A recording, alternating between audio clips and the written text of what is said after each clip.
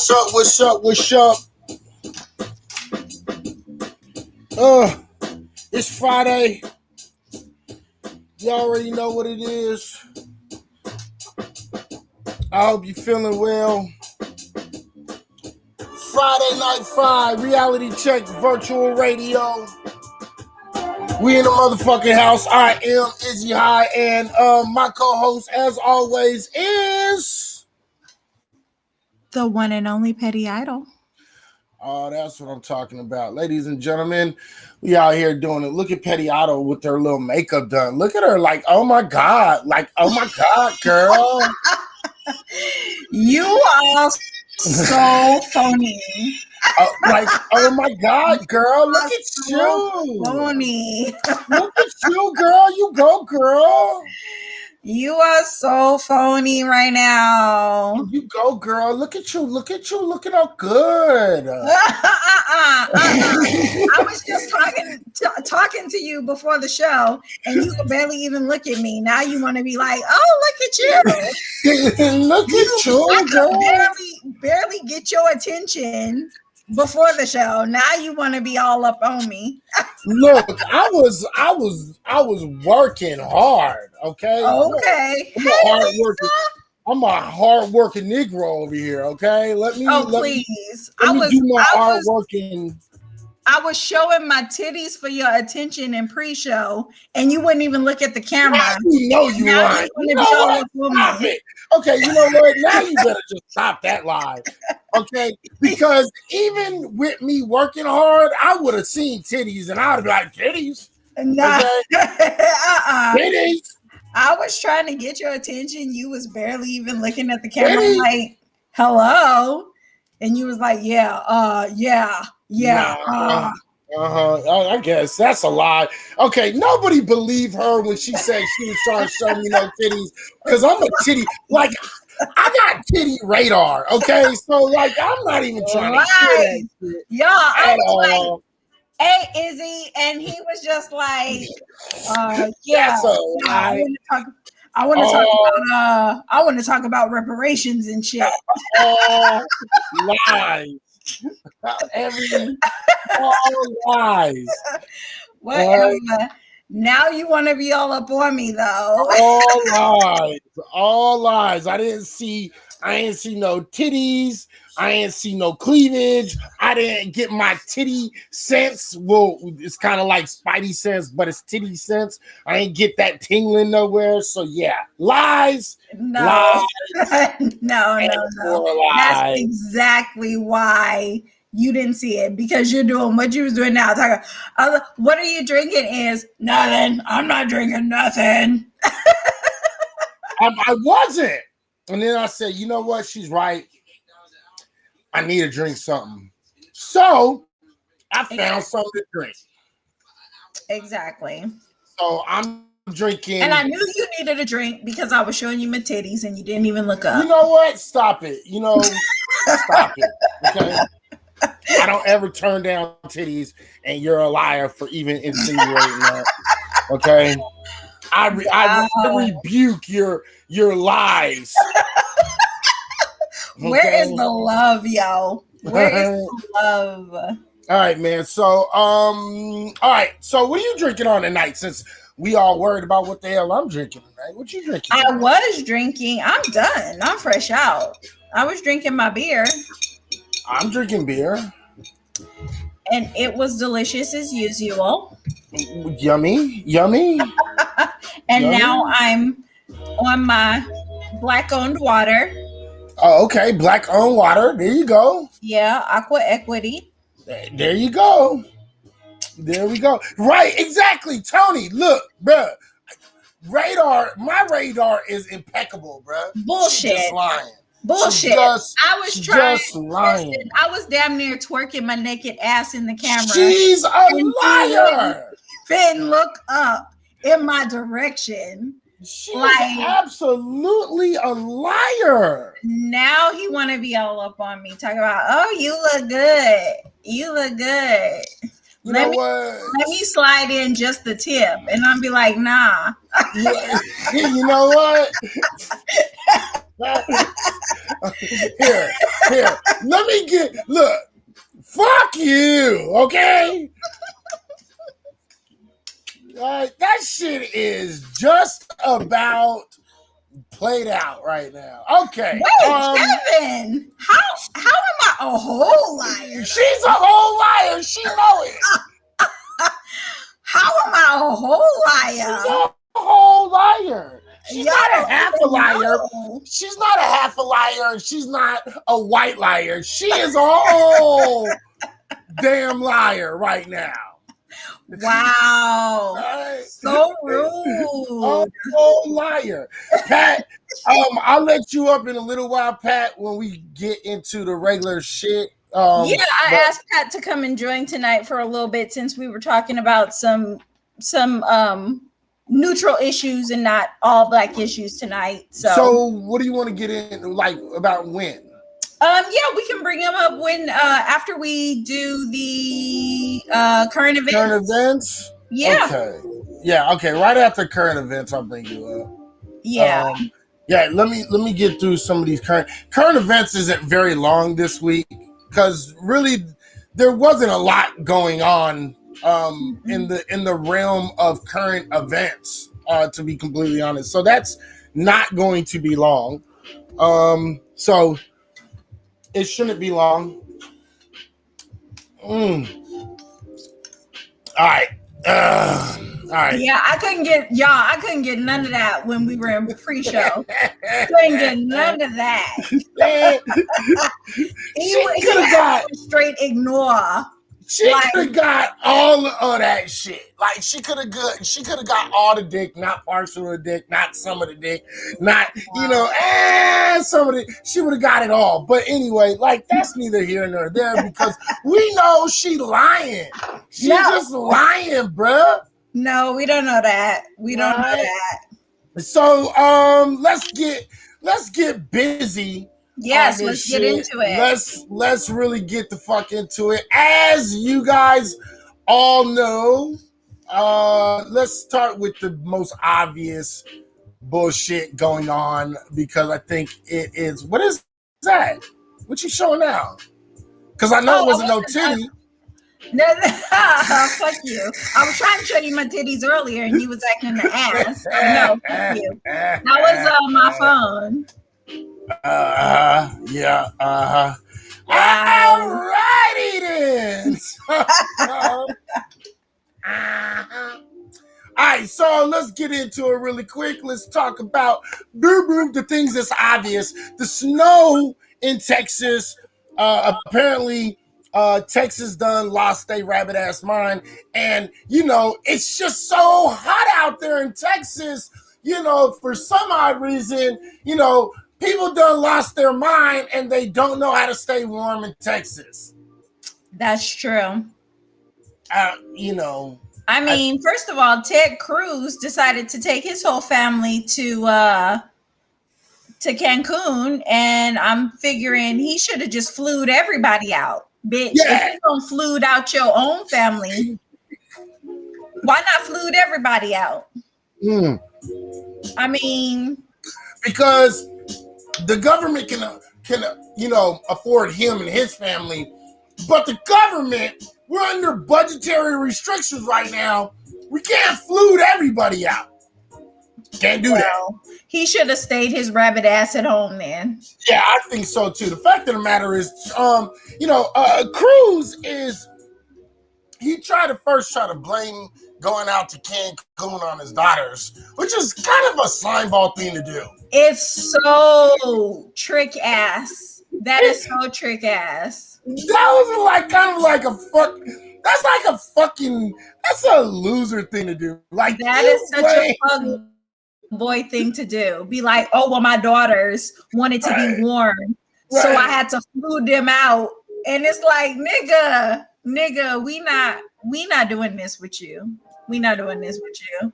He said the first time he said it was a trip that was planned by their friends and they were supposed to go out there with their friends. So the whole family needed to fly his daughters out there and then fly back. And then apparently they were going to fly back to get them or something. I don't fucking know. Okay. Then, right, bullshit. Then it was the daughters were cold, and then the family was cold, and it was kind of decided they were going to go out there. You know, regardless on what it is, that motherfucker got cold and said, you know what? You know where it's not cold? Cancun. Let's go there. That's what happened. But why did I see the best tweet? Hold on. Why did I see the best tweet that said, hold on, let me find it real quick. Okay, it said, I wonder if anybody noticed that Ted Cruz did not mind crossing the border to give his family a better life. That shit was, that's classic. That's actually classic. You can't get mad at that. That was kind of classic. I was like, why do I hate y'all niggas though? I hate y'all niggas. Look, that was really good. I liked that one. You know what I think I need? I'm gonna get a little bit niggerish in here. Yeah, I am. Listen, that's why I told you to start drinking. Because like when bitches is twerking in your face and you ignoring them, you need a drink. You know what? Why? You know what? You really gonna stand on that one during the show, ain't you? You really going to do that shit? I kind of am. Because you're just such a fucking weirdo today. I'm not a weird. Look, you know what? Usually I be the one that be bothering you. Today, I'm over here trying to take care of this shit. You know what I mean? So I can get done. And all I keep on hearing is doop, doop, doop, doop, doop, doop, doop, doop, all up in my ear. Like, come on, girl, let me finish what I gotta do. You were a fucking weirdo today. So yes, I am. All right. Okay. All right. You know what I mean? No, actually, I just put some hot sauce, some Frank's hot sauce in my motherfucking alcohol. Cause I don't know. I'm drinking, you know, I'm doing the lime and the chili lime, right? With the beer. Okay. And then I just added some hot sauce to it. So yep. And that's what it needed. That's what it needed. I always got to nigga some shit up. Right. Yeah, I always got to nigga some shit up. Right. All right. So Texas is losing their fucking mind. So much so. Okay, so they haven't had power. Right. Mm-hmm. And then their water pipes started busting and shit. Okay. Yeah, so freezing over. Right. So now all of their water is fucked up and people are not going to have water for the next couple of days. Okay. Yeah. And then I saw the video earlier today and I meant to like get it, but they were showing the snow that was coming down. And it was like these little slivers of straight line snows. And everybody was like, this ain't snow. So once again, just like about 3-4 years ago, I don't know if you remember when they were grabbing the snow from outside and they were burning that shit and it was turning black and it wasn't melting correctly. Yeah. And they were like, oh my God, it's a weather machine and all this other shit. Well, now it's starting to come and you're starting to get conspiracy theories coming out of Texas with fake snow and, you know, make-believe fucking freezing water. Wow. Okay.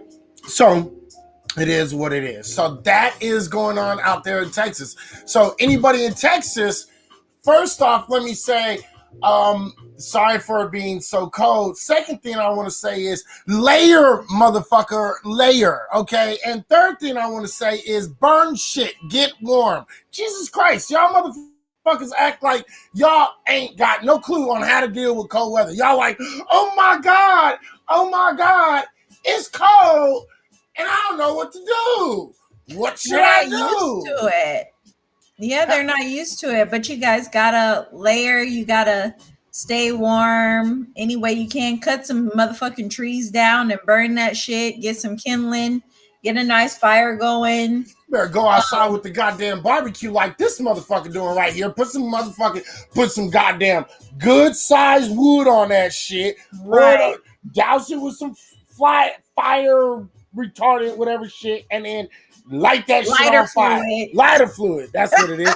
And then stand around that motherfucker with your hands. Yeah, you gotta stay warm, y'all. You gotta stay warm. Yeah. And we're thinking about you and hoping that you guys survive this madness. And we're very sorry that you guys have Ted Cruz as a senator, because y'all just in for some fuck nigga shit at this point. I'm not sorry whatsoever. You know what? You are sorry. I'm not. You voted for Ted Cruz. You get what you paid for. It is what it is. Okay? Well, not everybody voted for him, though. That's the thing.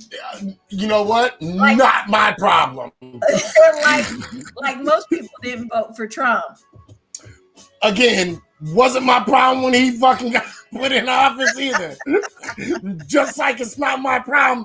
Ted Cruz is sitting, well, he was sitting in Cancun while y'all motherfuckers' asses was freezing your tails off. Okay. Yeah, you guys really have to vote him out. Like, there's just no choice. You guys have to get rid of Ted Cruz now. Y'all should have done something about that dog. Okay. Yeah, you guys have to. Yeah, real shit. All right. Next story, real quick. Body cam. Again, yet another black man beat the fuck up and taken to jail for no fucking reason. You had a black man and an Indian police officer that actually did this shit. This was I believe in I think it was, oh, don't quote me. Where was it? Hold on, let me see. This was boom, boom, boom, boom, boom, boom. I think it was Chicago or Baltimore or some shit like that. Let me see if it says Chicago. It is Chicago. That's right. Wow. All right. Chicago Police Department is bullshit. Yeah, Chicago police officers is very much bullshit. Here's the video that they have out. This is just partial of the video that came out. Of course, this is attorney Ben Crump that's always trying to fucking monopolize, black men and women in order to try to sue the state so he can get rich. You know what I mean? But here, watch this shit. They just kind of walk up to him. Let's watch this shit.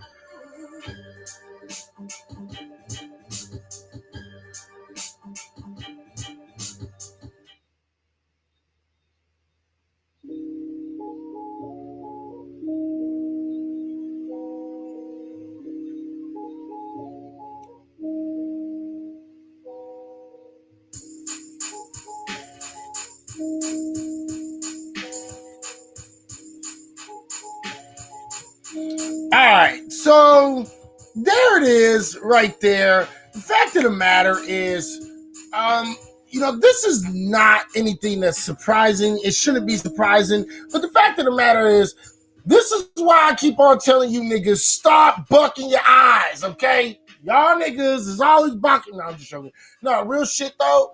I want you to try to understand something. They thought they had legitimate reason to stop a black man because he looked shocked. And if y'all think y'all don't understand, this is serious shit. Okay? When they think that they have enough of a reason to pull you over because they feel you look shocked, again, this is the over-policing of black bodies. And I just want to see white folks get pulled over because they looked shocked. Right. You know what I mean? That shit is, it's just bullshit. Go ahead if you want to speak on this real quick. Yeah, no, I mean, honestly, the idea of you brutalizing or attacking someone because they look shocked and you're a police officer who's pulling up with no just cause in the first place, then yeah, I'm going to look shocked. You know what I mean? And I think that that just goes in sharp contrast to the Karen in Central Park who ends up not doing any jail time for filing a false police report, but she got a chance to go to therapy and, she's done. Mm-hmm. Like, it's like at Because, this point, they're trolling us. They're just doing yeah, it on purpose. right. Because again, check this out, and I'm glad you brought that up because at this point, it's quite clear that it's open season on being racist towards black folks. But the minute you are, they even want to claim racism on any other group, what happens to them? They get special fucking executive orders, like the Asian folks that are just claiming racism when it's not racism, because what it is actually a whole bunch of fucking crimes that are being committed, like this this situation right here, where excuse me, I'm sorry, that fucking shit is giving me got bubblies coming up my throat. All right. Store owner shot 4 times and he might not ever walk again. And then again, after a violent robbery in Vallejo. Again, and I'm just going to reiterate what I keep on saying. These are crimes. These are not racist crimes. Let's watch this real quick. But what I am going to do is you're not really going to hear this shit. You're just going to see this shit. And I'll explain. So right here, the two suspected robbers come in. They both are armed.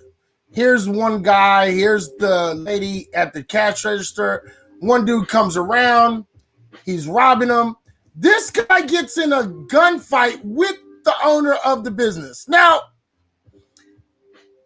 he gets in a fight. He's shooting, bang, bang, bang, while the other guy is just getting the fucking money, trying to get in the money, jumps over the counter, runs the fuck out. Now,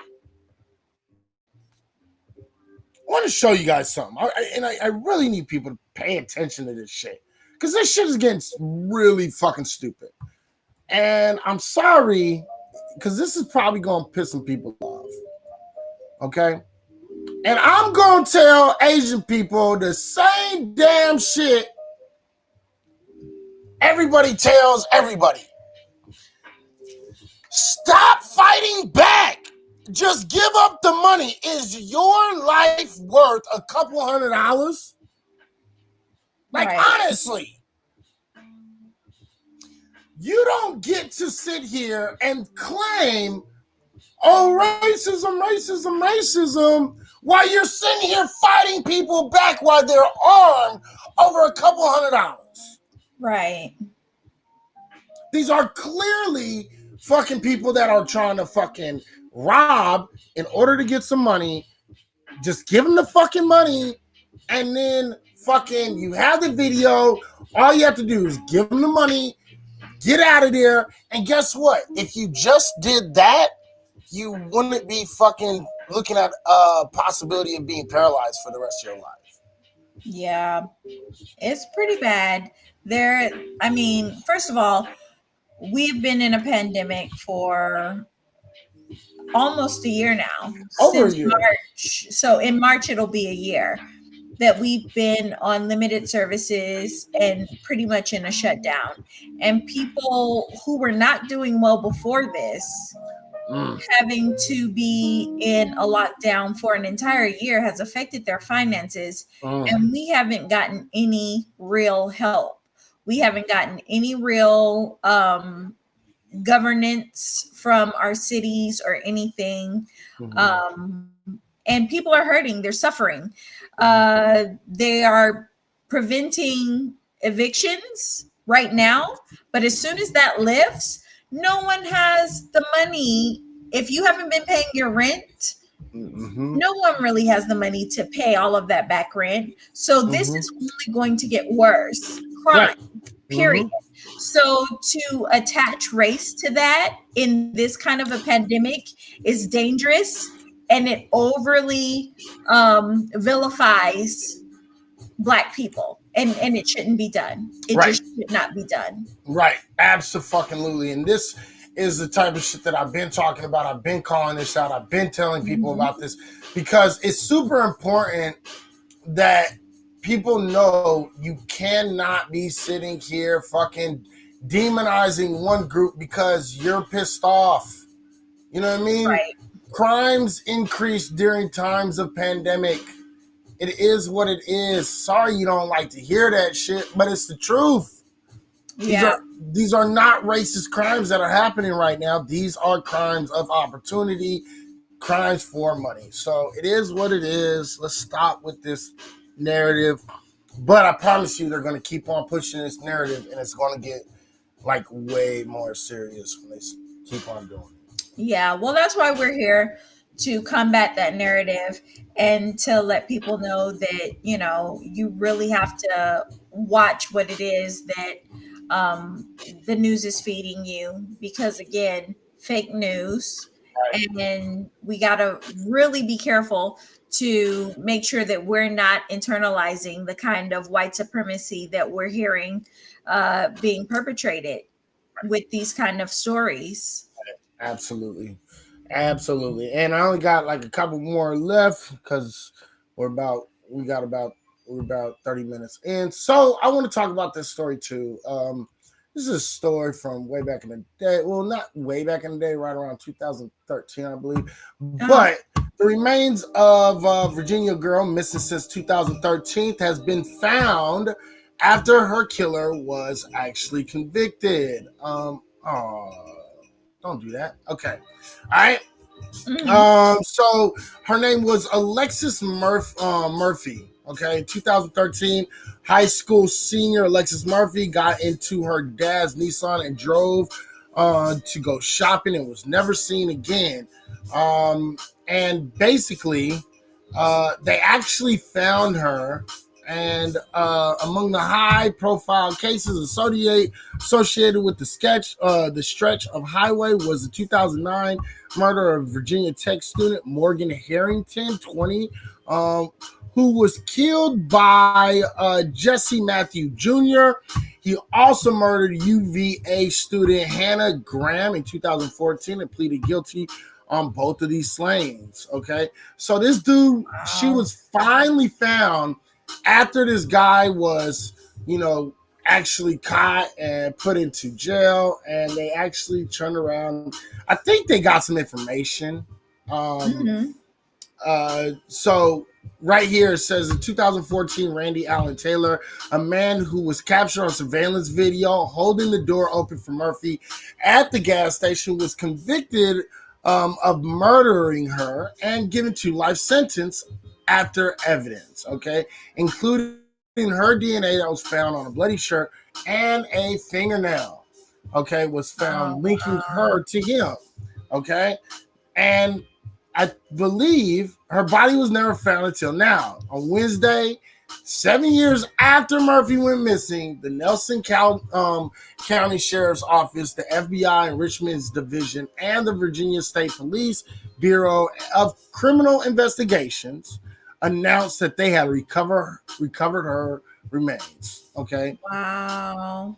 Poor over. girl. Yeah, I know this is a shitty story, man. What up, Dwayne? Yeah. Um, over the years, authorities continue to search for her, with law enforcement expanding the search area each time.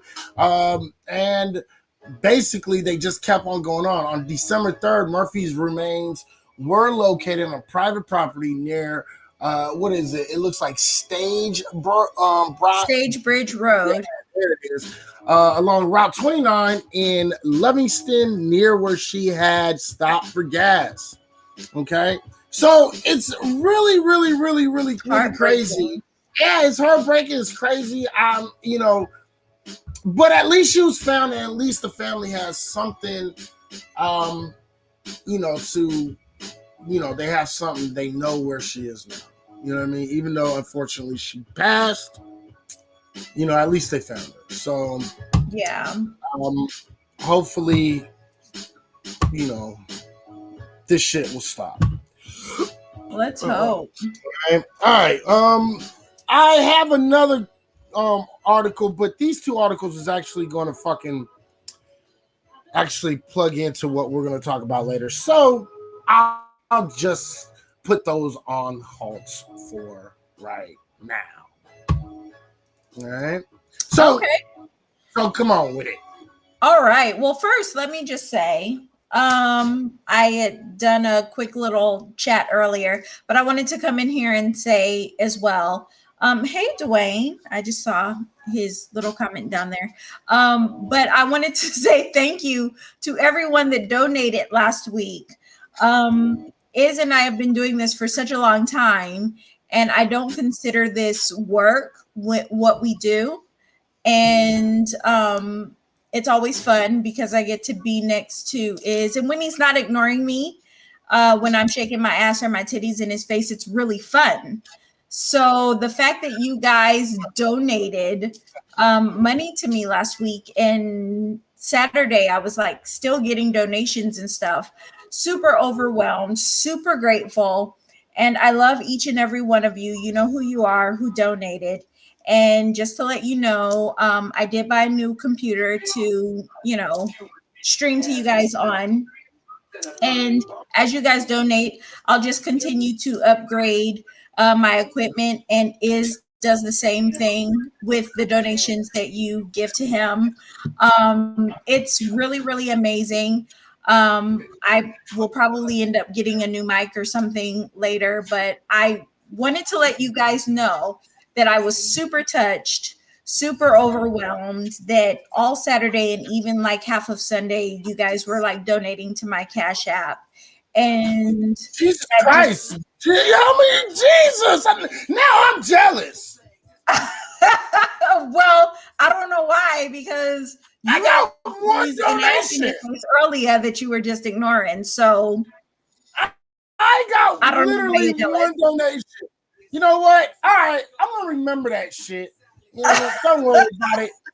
All right, that's cool. Don't trip. All right, keep on going. All right. The point is that it makes me feel really appreciated. It makes, for a world that is pretty much dominated by men who come on and they stream and they talk about, sports ball and things like that. It really makes me feel appreciated that a woman of color, a Black woman, can get up here and voice her opinion, and you guys appreciate it. So I want to say thank you from the bottom of my fucking nuts. I love you all.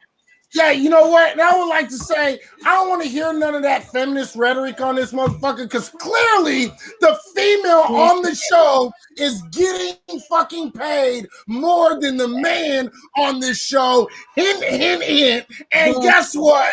So, no unequal opportunity here. Bullshit. Bullshit. Bullshit. I get called all kinds of names and stuff, and that women get treated like shit in this arena. So don't even start with me, okay? Do not even start. I'm just saying. Just don't even start. Okay? Anyway. Yes, anyway. My Cash App is under me. Whatever. Anyway, point is, thank you guys again. Don't listen to Iz. He had tits and ass in his face, and he completely ignored it. No, you know what? You know what? Stop. Okay. Don't pay. Ladies and gentlemen, let me explain something to you, okay? I work hard, okay? And I spend hours upon hours upon hours on what I do, okay? No. And I am really in my feelings right now. I'm not gonna lie. I'm really in my feelings right now. Wait, Kevin Samuels. Who's Kevin Samuels? Kevin Samuels. He's a gentleman that's doing some work. Let me see. What is he? Have y'all seen the latest Kevin saying? where he says women can't survive without men. I did watch that shit. Who can't survive? Thank you, Cameron, for the high award. I appreciate it. What up, Cameron? Yeah, I did see Dwayne that. Jackson, you're full of shit. Women don't. What are you even talking about? What are you talking about? I don't even know what you're talking about. What are you saying? Anyway. Okay, so I did see that. Maybe we'll talk about that if we got some extra time. If we have extra time. But I really want to talk about Bitcoin. Hello, Pat Voss. How are you tonight? I'm good. How are you? I am doing very well. Very, very well. I'm excited because Bitcoin. What the fuck? I'm so glad I joined a conversation I know nothing about. This is why I should have been on earlier. That sounds like a personal problem. All right, my bad. Totally, my bad. No, yeah, Bitcoin broke 55K. Yeah. And I mean, the market cap on this coin is going to be out fucking rageous. Iz and I have been doing this for Women Need Men. Oh, I'm gonna have to block Dwayne Jackson. Yeah. No. Okay. Anyway, Doja Coin. You know what? Doja Coin is a pump and dump coin. Yeah. And that's what it's for. If you want to put money in it, and you guys, if you're a part of one of these pump and dump groups, you guys can make a lot of money. But for me personally, I know that Doja Coin was made as a joke.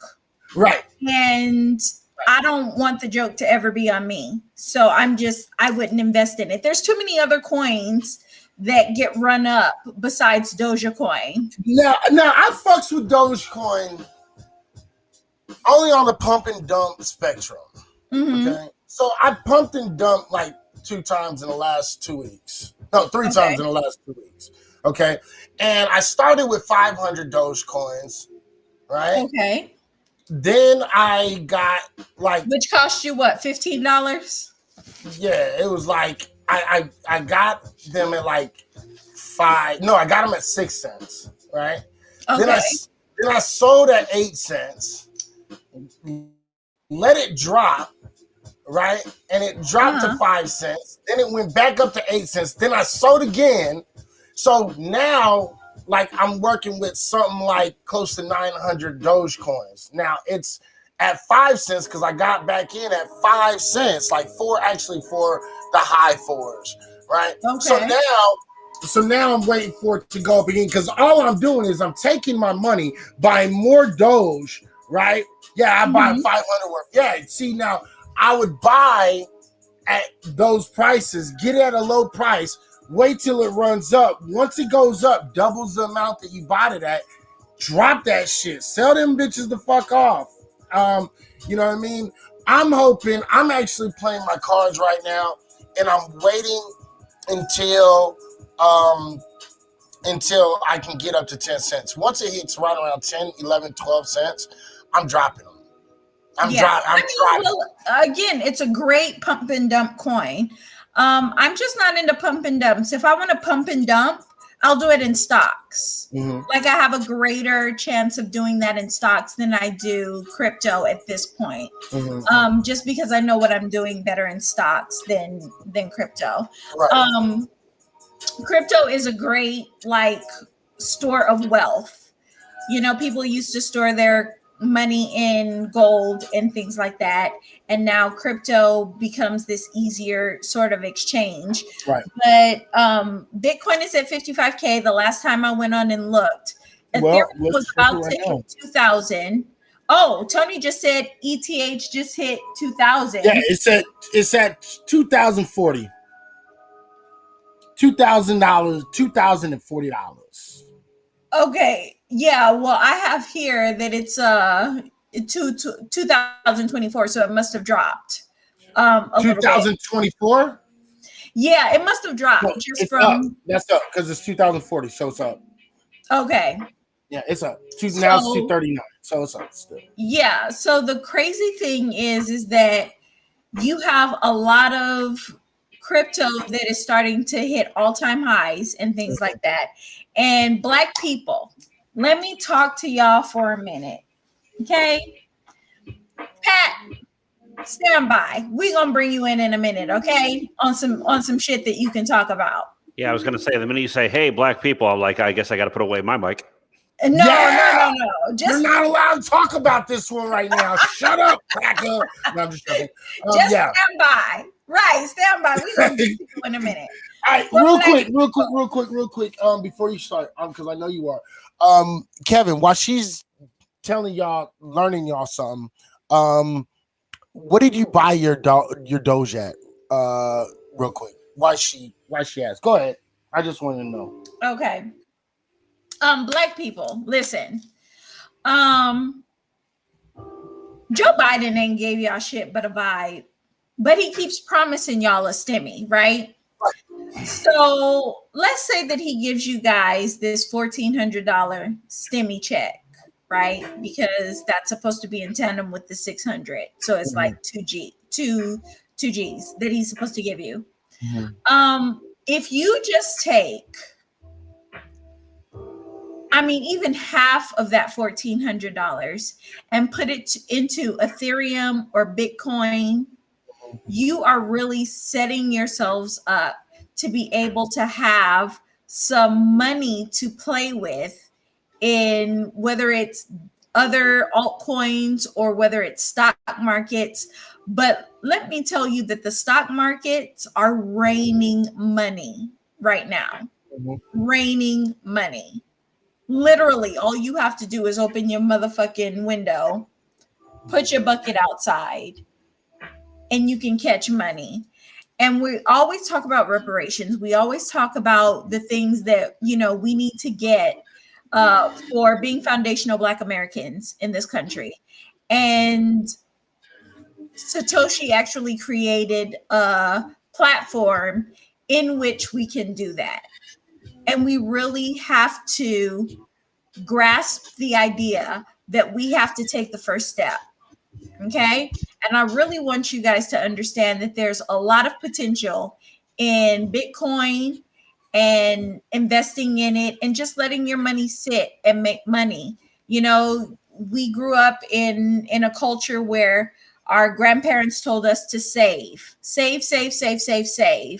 But they never told you what to save for. You save to invest. That's why you save, so that you can have enough money to invest in things that come along. And whether it's, projects where you're investing in buying back the block, whether you're, enhancing your neighborhood, or whether it's just putting it in crypto and using it as a store of value and creating money. We have to really get into these things, and we can't be last on the boat. Because Black people are getting into stocks now, but the stock market is about to be exempt because white folks, after this GameStop thing, they started to see that the playing field is not level. So they're about to take their shit out and put it into DeFi. So we can't be the last on the ship. Let's be first on the ship. I promise we not gonna chain y'all niggas up and throw you over. It's just the money-making ship. Right.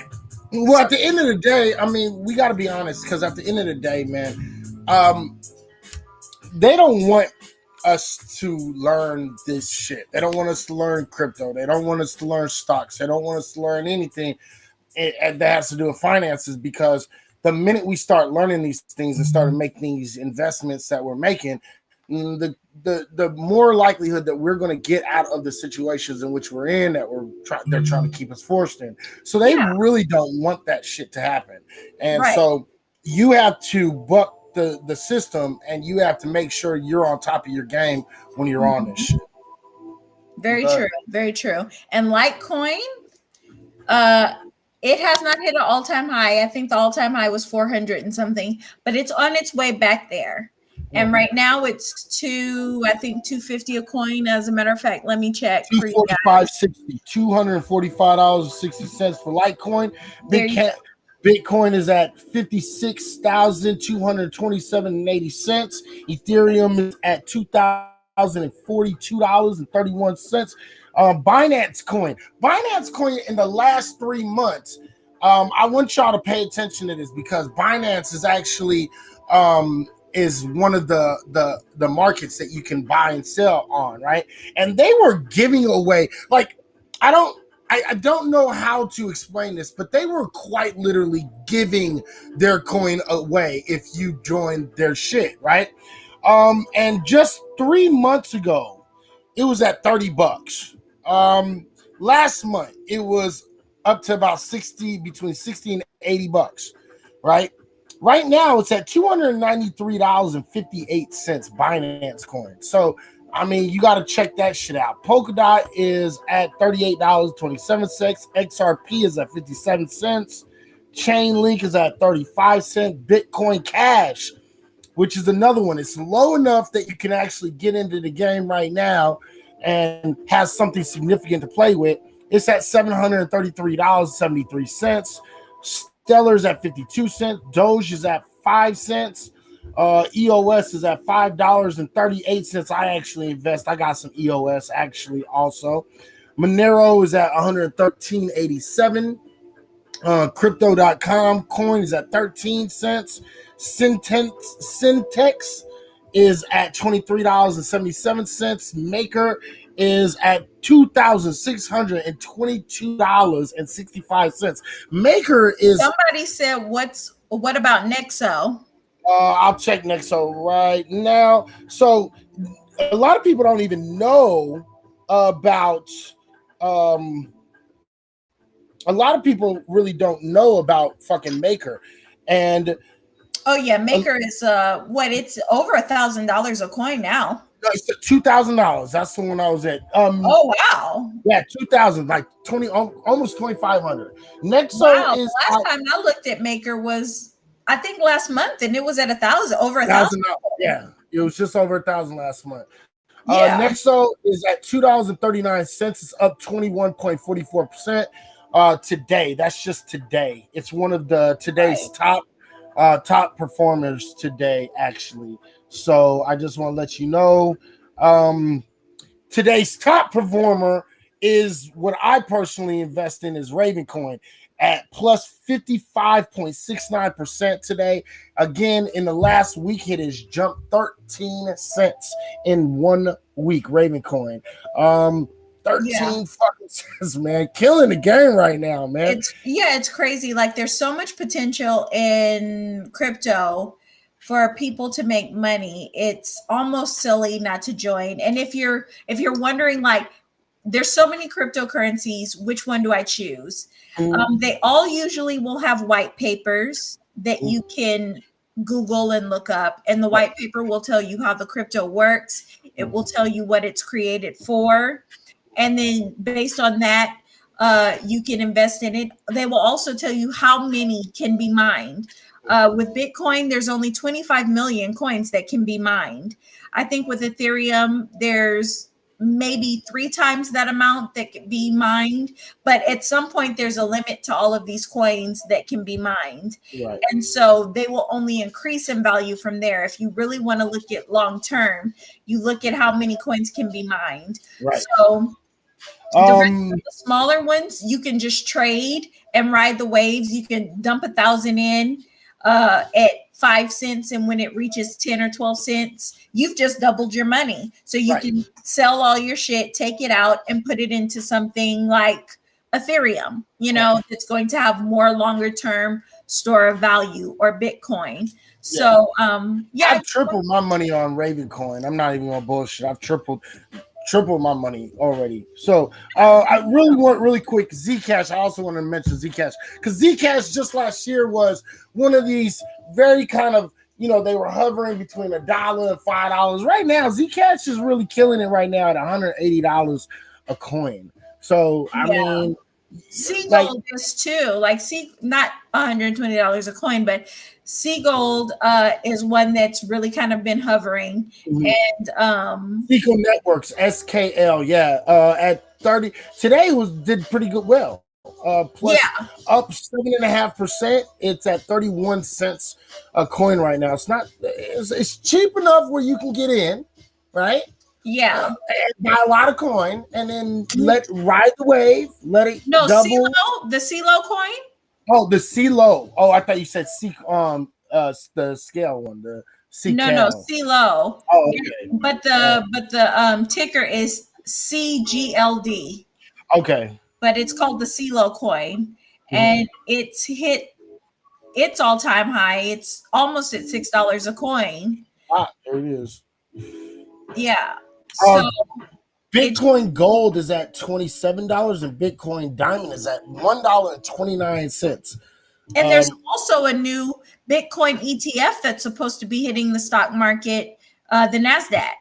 right. So, and that's all of the Bitcoins: Bitcoin Gold, Bitcoin Cash, Bitcoin. Diamond. Yeah, so the ETF is a good thing to invest into. So, listen, Black people, I want y'all to win. You know, I love y'all. I appreciate y'all, and I want to put you on again. Um, I'm not gonna lie. I'm gonna jump on Diamond and Gold soon. yeah, I yeah, am. I can't help it. And you the gotta. Bitcoin Cash is something that I think is something that I might, play around with too. Yeah, you gotta. There's just too many places to make money in this game, and this is what we do. We've been talking about Bitcoin for years, Years, Nick and I. years, yeah, years. Like, We're on like 3-4 years of talking crypto. You know what I right? mean? So, and a lot of people like to act like, oh, you're junk. No, we've been talking about crypto because crypto is something that's really showed itself to, be a possibility to really make some good money. So, Yeah. you No, know, it's not that they're hustling Bitcoin. I'm going to say this and then we're going to move on so that we can bring Pat into the conversation. They're not hustling Bitcoin on different titles. It's, remember I explained to you earlier, Tony, about how when you buy Bitcoin, they have to solve this like puzzle, this algorithm, which actually mines the coin. So a lot of times when they have two computers that solve it at the same time, it creates a split, right? Because now you have two of the coins that have been mined, right? So once you have so many of those coins, there becomes a split in the Bitcoin blockchain. And so that's what the different Bitcoins are. So they're mhm, still a part of the Bitcoin, but it's in a different sector because you have competing people mining coins. mhm. So hopefully that makes some sort of sense. Oh, and since because again, I just was listing all the top performers today. Yeah, Golem was also one of the top performers today, plus 60%. So 60 plus 0.17% increase is sitting at 45 cents a coin. Just want to point that out. nice. Yeah. Nice. So get in. Feel free to hit me up on any social media if you want, if you already own Bitcoin or Ethereum. I have a platform that I've been using called BlockFi, and it allows you to lend out your Bitcoin and earn interest. So if you're interested in that, hit me up on Instagram and I'll send you my link. There But it is. other than that, I want y'all niggas to win. Yeah. All I do is win. All we do is win, win, win, no matter what. Is was winning earlier when he had my tits and ass in his face, You but know what? No, because I wasn't because she didn't have her tits and ass out. She's lying. he didn't even look up. She's He lying. doesn't know that. She's lying. He wouldn't even look at my face. That's why when I came on here, y'all heard him talking about, oh, look at you, looking all cute. He didn't even notice. I did It's all notice. What are you talking about? I did notice. anyway. Hi, Pat. How are you this week? I'm okay. How are you? I'm good. I'm good. I got some for Izzy. I got some good news in for you as well. I just talked to Dr. Tyson, or excuse me, Dr. Kraus earlier today, and he forwarded my email to Dr. Tyson directly. So we should be having an interview Neil deGrasse Tyson? in 60 days or less, probably. Hey, there you go. There you go. I ain't mad at you. Hey, man, let's get some rumors out of the fucking way real quick. Go ahead. So amazing. Yeah, I'm gonna be on that show. Tell Neil deGrasse Tyson he can get it. Yeah. No, I can't even get no. You know what? Fuck it. Listen, but no, Neil deGrasse Tyson is the guy. I mean, when we're talking astrophysics, he's the guy. The fuck up. Look, don't get Neil fucked up in this motherfucker. I'm just saying, tits and ass. I couldn't even get Is to look up. You know what? You're about to get Neil deGrasse Tyson fucked up. Anyways, all right. So You're about to get a Me Too again. Anyways, go ahead. All right. Look, so there's been some rumors going around. Sure. About you. I don't care to hear them. I know what they are already. Go ahead.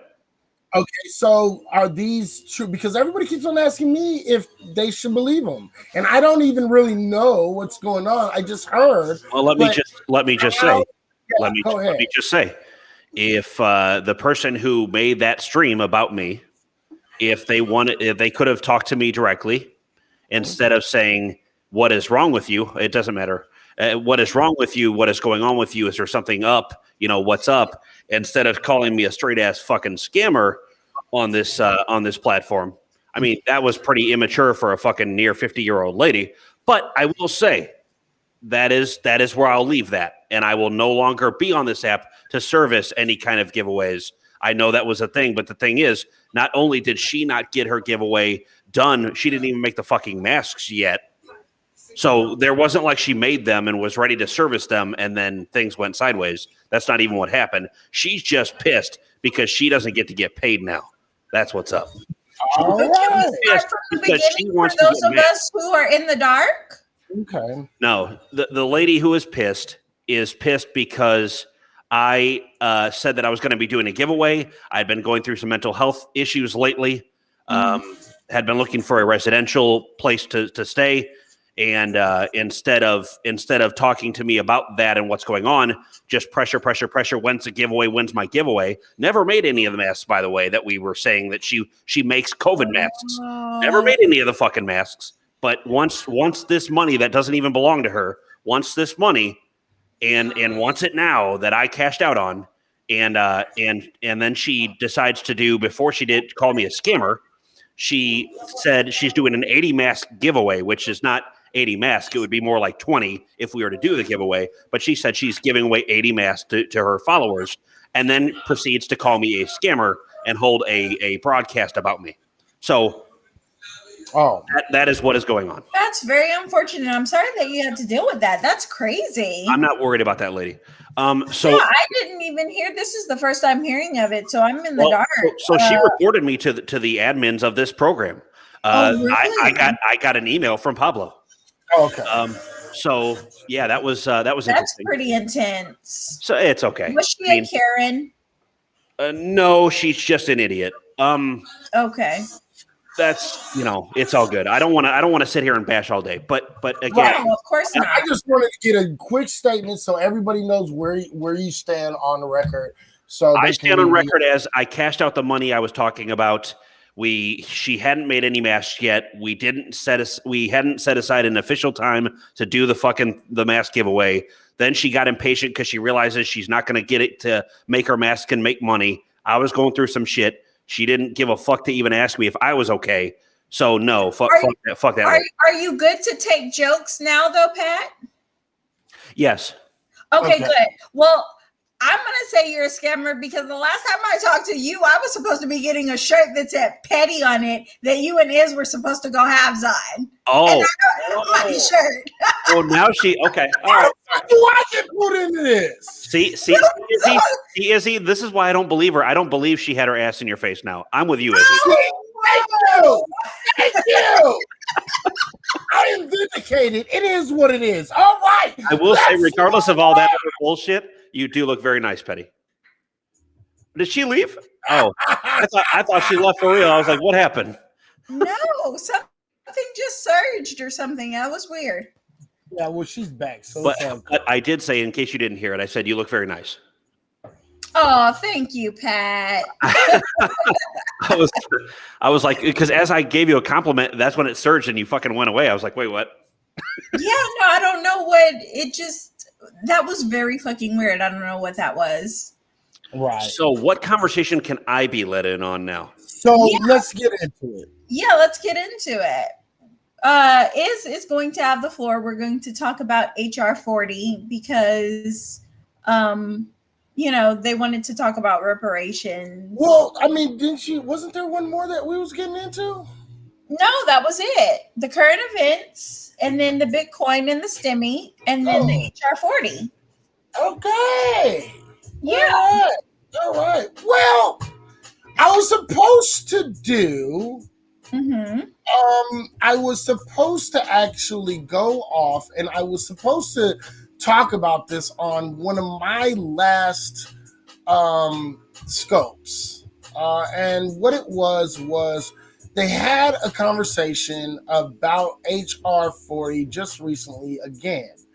And we had some people who actually showed up and they were talking about it. And so I want to play a little bit of it and everybody can tell me what they feel about it because again, you guys know me. I don't have any hope in things such as when we're talking about things such as reparations actually being paid. Okay. And Absolutely not. So because of that, I really am kind of like really kind of iffy about the whole situation. So I wanted to play a couple little fucking segments and see what you guys felt about them. One of the things I want to make sure y'all understand is I think it's already set up and ready to go. But I want you guys to kind of pay attention because I believe this is the woman. Let me make sure. Yeah, this is the woman. This woman is from Africa, and she's speaking on behalf of Black folks in America, which I find kind of funny. So let's kind of listen to this a little bit. I'm going to kind of go into it and Okay, pause. Okay. I can't. I'm sorry. Let me just, before you even play this, let me just say, Black people, foundational Black Americans, niggas who have been in this country, okay? Mm-hmm. Pat, no, you may not say that word. But niggas no. Yeah, niggas who have been in this country have constantly been side shuffled from having a seat at the table. And I don't know if I'm ready to see an African American coming in to speak for foundational Black Americans to whom reparations are to be paid. Well, I want you to kind of, I get it, and I want you to kind of listen to what she says because here's the thing: I don't think they should be speaking on it either at all in any way. In any way. Wait, who is Kevin Baker? He said he can say Nillas. That's food for thought from. Yeah, what's up? What's up, food for thought? What's up, my Nillas? Wait, no, it's not because it's too close. Because if I slur my words just even slightly, it just no. Right. They should keep their mouth shut. Of people saying, "What's up, my ninja?" I'm like, somebody called me that. They were like, "What's up, my ninja?" It's an alternative for. See, the thing is what I say to and I only say this to Black dudes. It's only to Black dudes, but I just substitute. How you doing, motherfucker? There you go, motherfucker is a very. That's my word. Deal. That's my deal. If that works, then I'm not going to argue with it. It worked for me here in Chicago. Right. Motherfuckers is a very handy word. Right. I mean, don't come into my hood saying that shit, but that works if it works for you. Well, I wouldn't just say it to random ass people. I mean, I'm talking about people I know.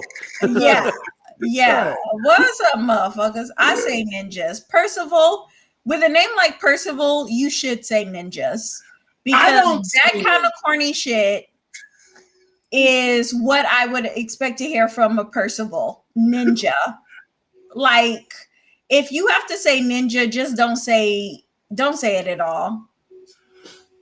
I'm like, let's get into the video. Let's watch this. Okay, let's not get sidetracked. Hey, be like, what's up?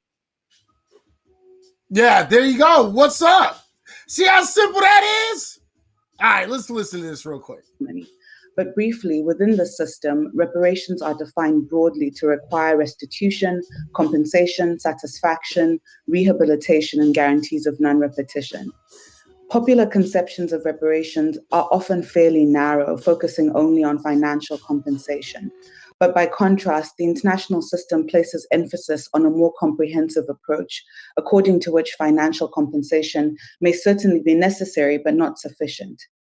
Other required measures may include transforming the political, economic, and social institutions and mechanisms for disclosing truth and restoring dignity for those subject to racial subordination resulting from legacies of enslavement. Notably, general measures such as social welfare programs that benefit racially subordinated groups, including people of African descent, that are pursued in the ordinary conduct of government are not a substitute for reparations.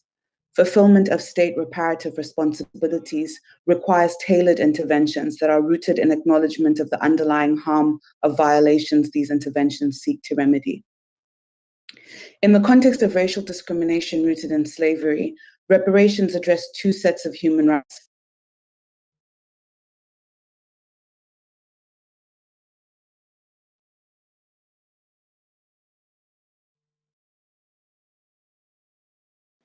We can't hear you. If you're talking, I can't hear you. Yeah, no sound on your side. My bad. Can you hear me now? Yeah. All right, my bad. All right. So I wanted to pause right there for a minute because I want you to make sure you're paying attention to some of the special words that she keeps on using. People of African descent. You know what I mean?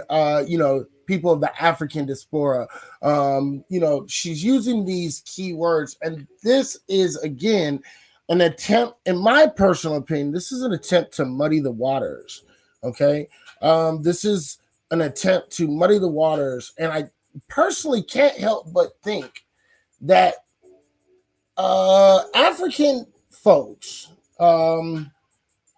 African American, or people of African descent, right? Basically these immigrants, these tethers, these anchor babies, for no better term, I think they're trying to muddy the water because I think honestly they don't want foundational Black Americans to get reparations. I think they do this on purpose. Now, am I alone on that, or do you think that I'm overreacting? Can I ask you what you mean by muddy the waters by rhetoric or language? Okay, so when you say things like people of African descent, that's a very big fucking circle. You understand? So if you are a first or second gen African person in this country, the fact of the matter is you are not eligible for foundational Black American reparations. You are eligible to reparations from where you are from, but you are not eligible for reparations when it comes to us. You understand? People, if you say you're Haitian, okay, Haitians, they're owed money from the Spaniards and from the French. Okay? They're not owed money from America. They're owed money from the Spaniards and French. Okay. People in the west coast of Africa, they're owed money from UK. They're owed money from Bulgaria. They're owed money from Spaniards. They're owed money from Arabs. They're owed money from all these other places, but not America. You understand? So when you come over to America and we're talking reparations, you're not a part of that conversation. But yet they keep on talking as if all African people should be getting something from America, and that's just not true. Okay, that makes more sense then. Right? And so to me, give me some of your pie, basically. Right. Okay. Give me some of your pie because we all deserve it. Yeah, and Thank you for and clarification. first of all, let me just say, her accent just threw me off, and not because I don't like her accent, but it's just when you talk to African people who come to America, unfortunately, they have been so colonized over in Africa that they believe the hype about Black people in America. And they think that Black people aren't shit, that we're just lazy, that we don't work for anything. They believe all of the stereotypical things that there are to believe about Black Americans. And they will tell you, listen, you guys just, you guys are different. You guys don't do shit. You're just lazy. And they will tell you that to your face.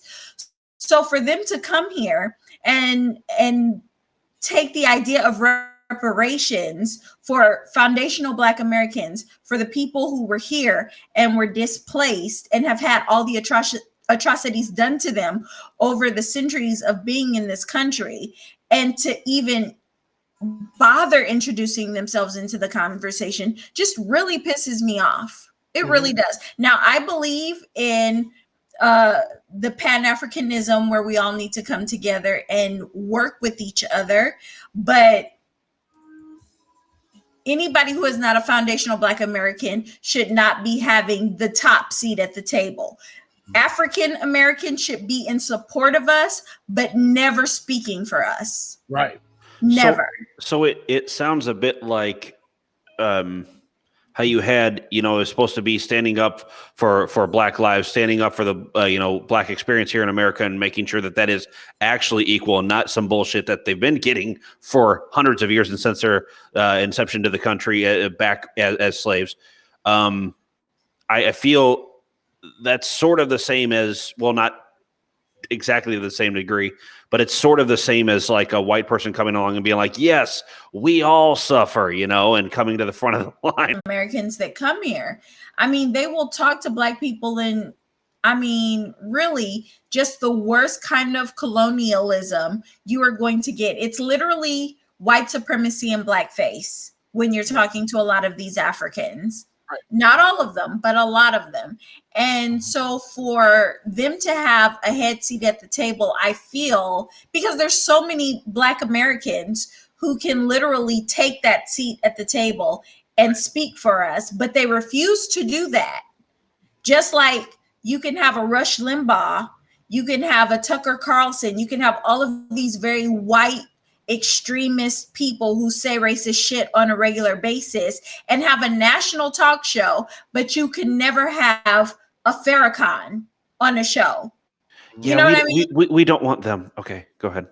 No, I'm right. But I'm saying that they do have national talk shows, but they will talk shit about Farrakhan and, talk shit about any Black person who has anything positive to say about a Black experience and where we should be going, and negative things about, how, Jews they wanted to be a part of the struggle during the civil rights when they were being discriminated against. But then they began to put a wealth gap between them and Black people. And now all of a sudden they're a part of the problem. Well, I forget who said it, and I have to look this up, but I know there was somebody who said it takes the fear and acknowledgement of 100 Black men to reach the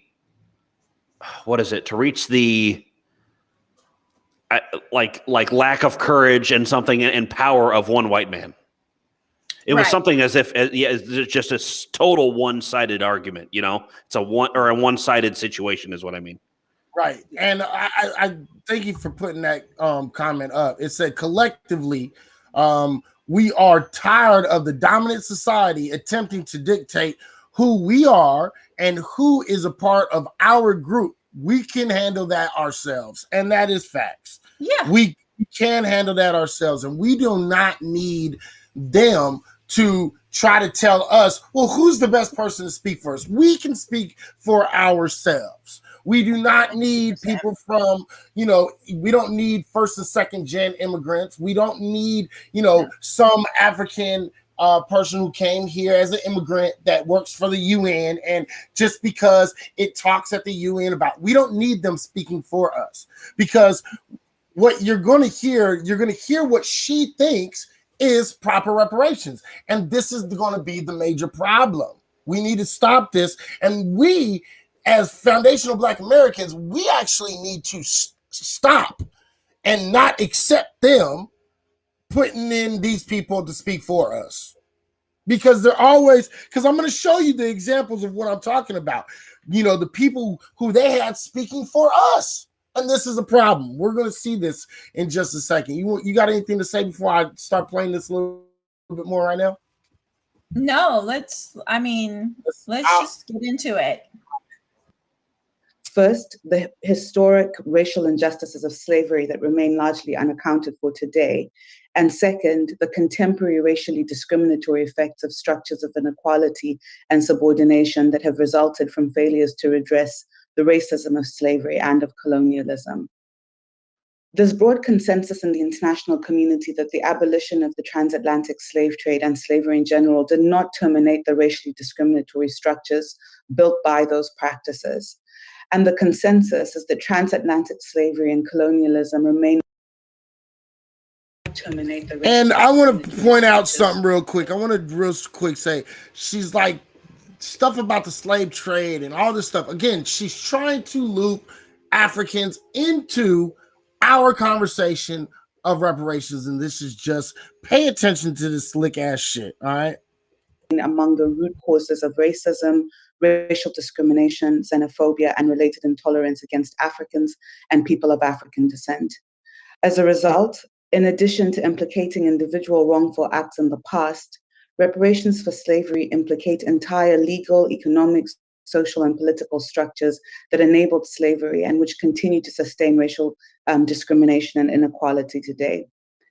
This means that the urgent project of providing reparations for slavery requires governments not only to fulfill remedial obligations resulting from specific historic wrongful acts, but also to transform contemporary structures of racial injustice and of inequality and discrimination that are the product of centuries of slavery. National commissions, such as those proposed by HR 40, are well positioned to tailor recommendations to the specific legal contexts which sustain racial inequality. In the United States, the history of transatlantic slavery has left an indelible mark. The continued presence of racism, racial discrimination, ideologies of racial superiority in US legal, political, social, and economic structures underscores the interconnection between the historical wrongs of slavery and contemporary injustices. I've joined other UN experts in noting that reparations are not just useful mechanisms for fulfilling moral or political obligations. Rather, reparations for slavery are an integral part of fulfilling the international legal mandate to eliminate racial discrimination. The United States is not exempt from these responsibilities, and HR 40 would represent important progress in fulfilling its obligations under international law. Reparations for racial discrimination rooted in the transatlantic slave trade have proven controversial in the countries that bear the greatest responsibility for the associated violation. In cases where states have pursued reparations for slavery and colonialism, they have done so in racially discriminatory ways. Notable historical examples exist where whites who have profited and benefited for the most from chattel slavery and colonialism received monetary compensation, while non-whites in their nations were partially or wholly left without redress.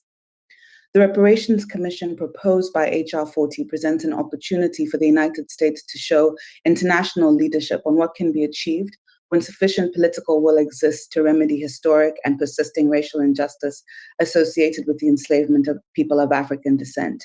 Among the most significant barriers to the pursuit of reparations for people of African descent in the United States and elsewhere is the absence of comprehensive accounting of the harms of slavery. And the Reparations Commission would provide the foundation for this accounting. Thank you very much. Thank you very much. So this is the thing that I really have. Okay, first of all, there's so much going on in Africa right now. in different parts of the countries that are in Africa, different countries in Africa, that I don't know how she found the time to do this. I really don't. Like, good for her, right? But if we really want to talk about the atrocities that were done, can we talk about the fact that Africans really let white folks come over and take whole slave ships full of their people to be enslaved, and they didn't come for us. They didn't come try and fight the US to get us back. They didn't try to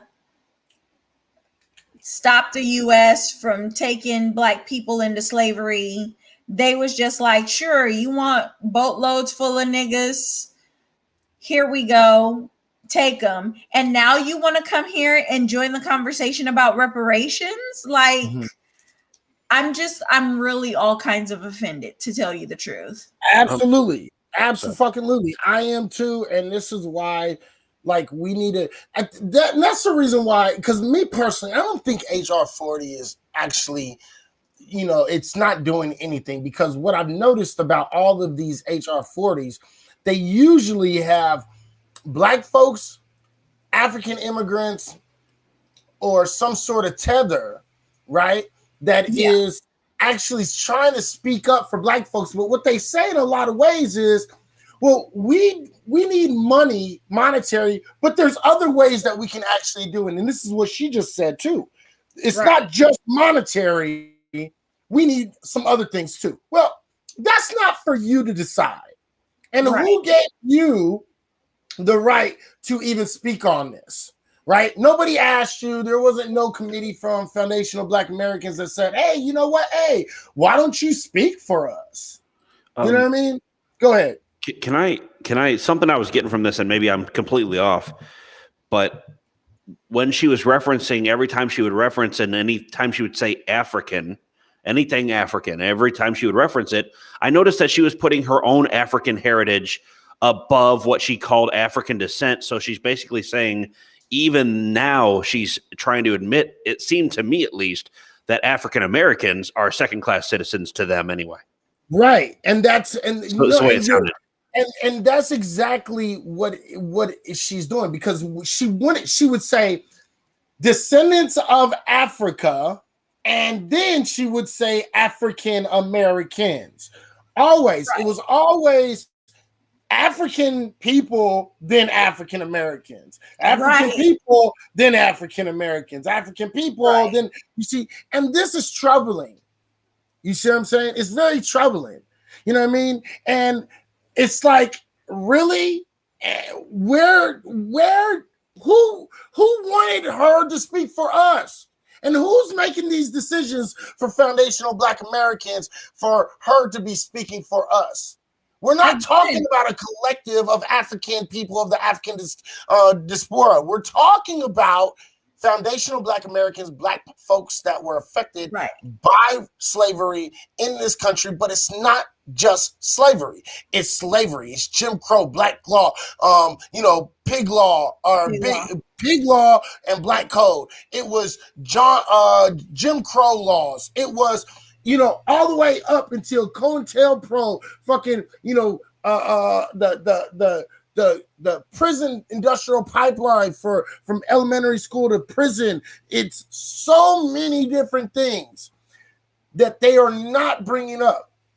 And this is a problem. Yeah, and they're not bringing it up because they haven't been here to experience it. Right. And again, their idea of Black Americans is literally funneled through a white spectrum of colonialism, because they think that white is right over there in Africa, especially all of the places that have been colonized. Right. That's what they think. So the idea that, you're going to come here, shit on Black people, and then say, oh, you're talking about reparations? Yeah, we want in on that conversation. No, like, if you even cared about Black people, y'all wouldn't have allowed them to come over to Africa and take us in the first fucking place. Right. And if you cared about black folks getting fucking reparations, you would be the first people that says, well, I shouldn't be sitting. I shouldn't be talking about it. I think foundational Black Americans should be talking about this. Let them have the floor.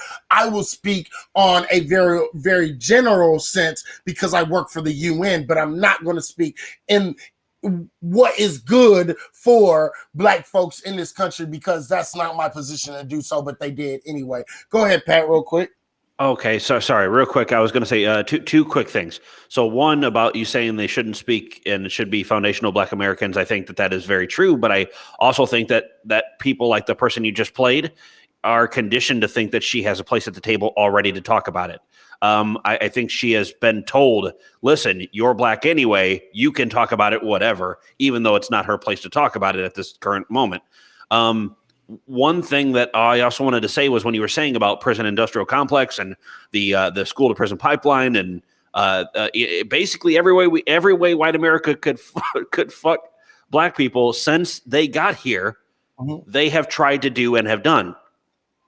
And I was going to say, and the most recent atrocity on top of everything is, and as it has always been, but now we're, seeing it. And now white America some white America is starting to kind of wake up and go, holy crap, this is happening, is how do we protest in ways to get our point across? Because we're tired of protesting and being told every time that what we're doing is incorrect in some way. So just go ahead and wait for your turn in line that'll never come. Well, it's a little bit more than just proper ways of, there is not a proper way to protest. I don't give a fuck what nobody ever fucking says. People love to say that shit. The fact of the matter is there is no rules to protesting, number one. There's not rules to civil disobedience, number two. The fact of the matter is when Martin Luther King, the person that they love to hold up in such high esteem, when Martin Luther King was out here protesting, doing his quote unquote peaceful protest, y'all was saying that it was too much then. Right. Exactly. You see? So the fact of the matter is when now you want to sit up here and then say, oh, Martin Luther King did it right. Motherfucker, you killed Malcolm. You killed Martin too. You killed both of them. You killed Medgar Evers. You killed all of that shit. All of them. So I don't want to hear any of that. Mr. Woods, what's up with it, bro? I don't want to hear none of that. All of that shit is for the bullshit. Now, somebody asked, I think it was Shatira. Shatira said, when did Herschel Walker become an authority on this subject? He hasn't. He has never became an authority on this subject. The reason why Herschel Walker is here is because he is a puppet. He is a Sambo for the Republican Party. Isn't his son the one that's on TikTok? Let me find. I don't have TikTok. Who has TikTok? His son is always on TikTok talking about, you want to talk about institutional racism. Institutional racism does not exist, okay? And his son is gay as the fucking, and listen, just a fucking gay little faggot. And yes, I can say it. Because I'm a part of the LGBTQ plus community, so y'all don't get to say it, but I can say it. He is a fucking faggot, and the idea of him flitting around trying to represent, like, the job that it takes for me as a Black woman to not only be Black and to be represented in any public space and be a part of the LGBTQ community, and trying to drag Izzy along with me in a trinity, it's heavy fucking work, okay? It is heavy fucking work.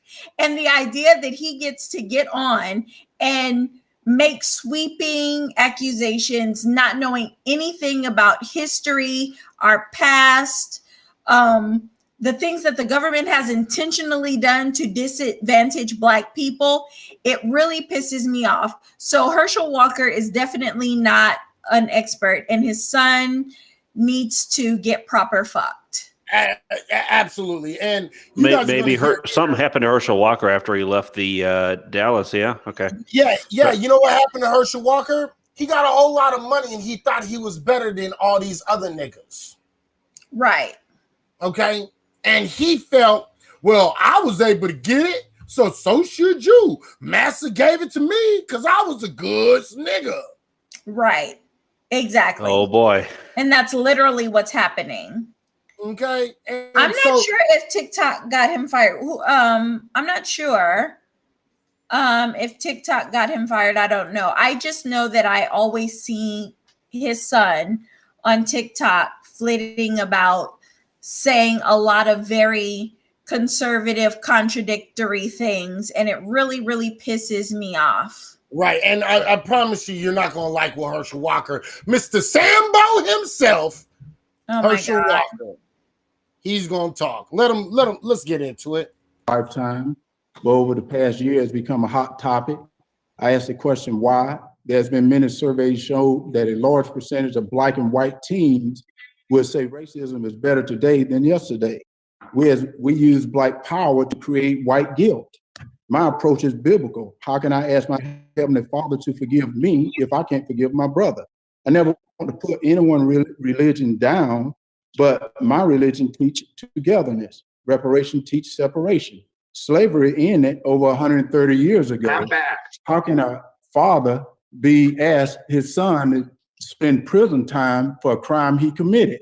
In the case we speak of, we're researching farther back in history, a history many are not taught or spoken about in school. America is the greatest country in the world to me.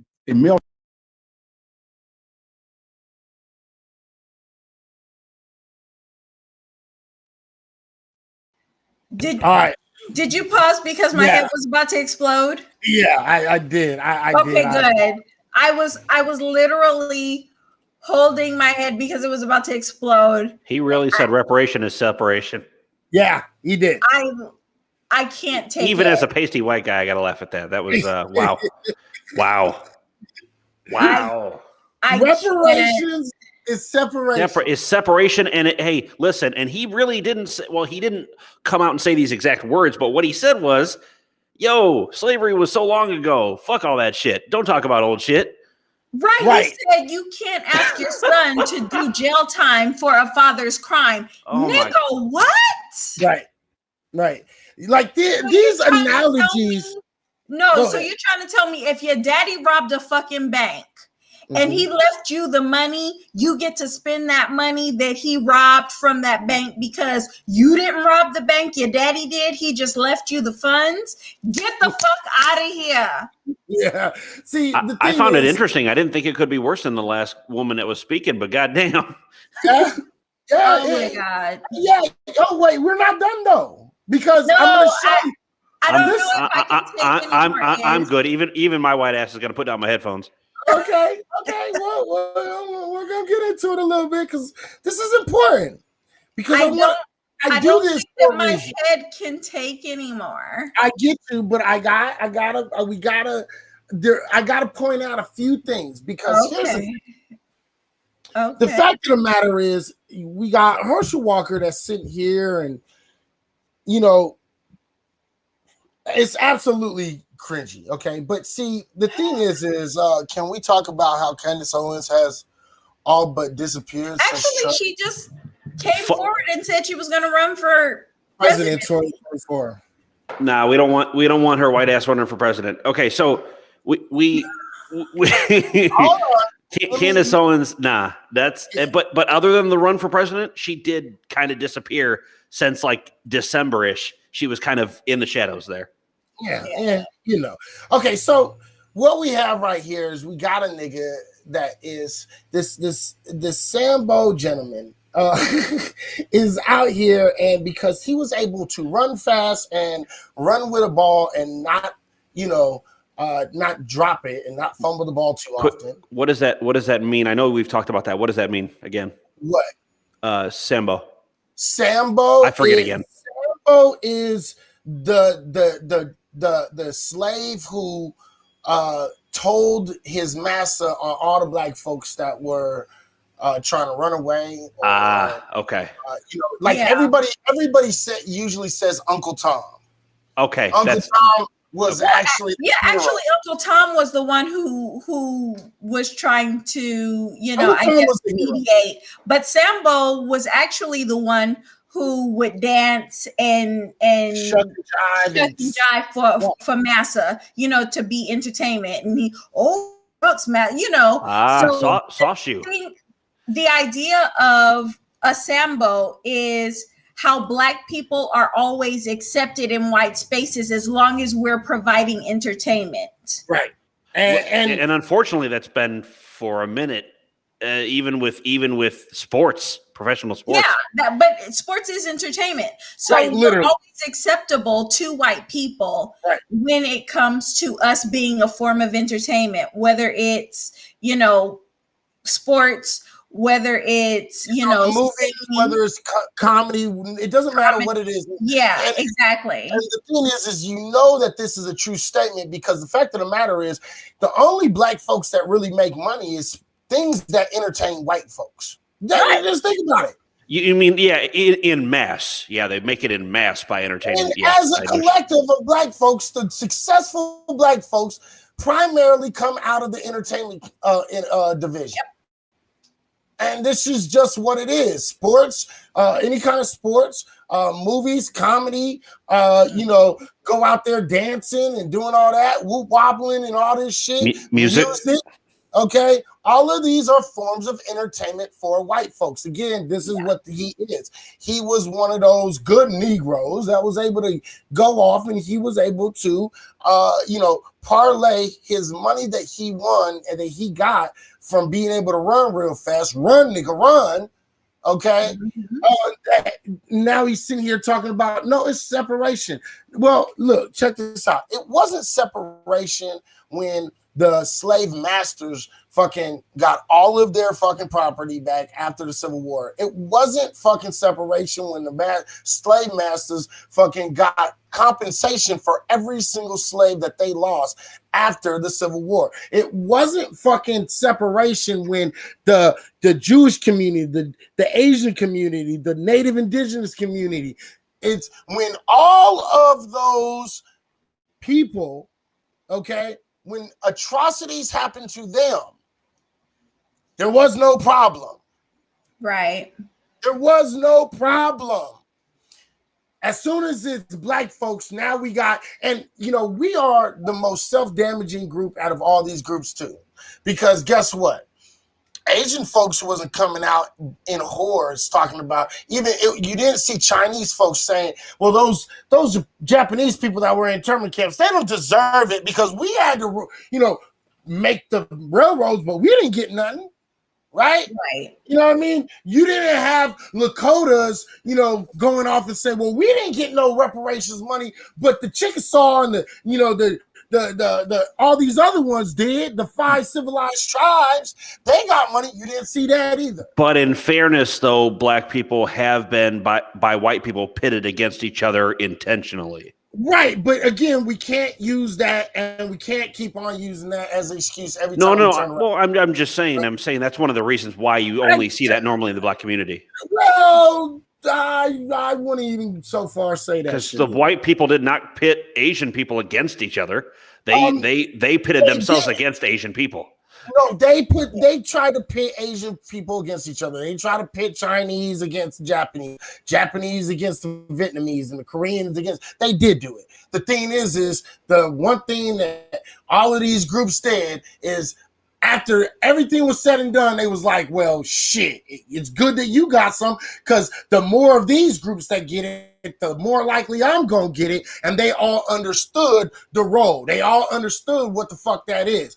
But we are the only group that has Black folks that will literally come out and sit here and play this bullshit, just like he's sitting here talking about it'll be separation. And, there's less racism now. It doesn't matter. This is called old money.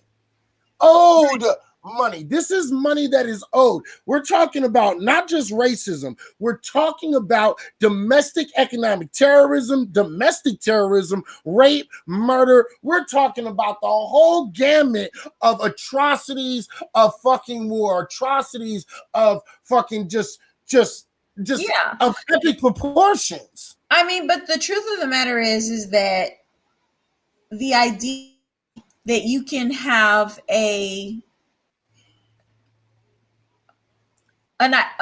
a black man sitting in front of you, right, saying that reparation is separation, right?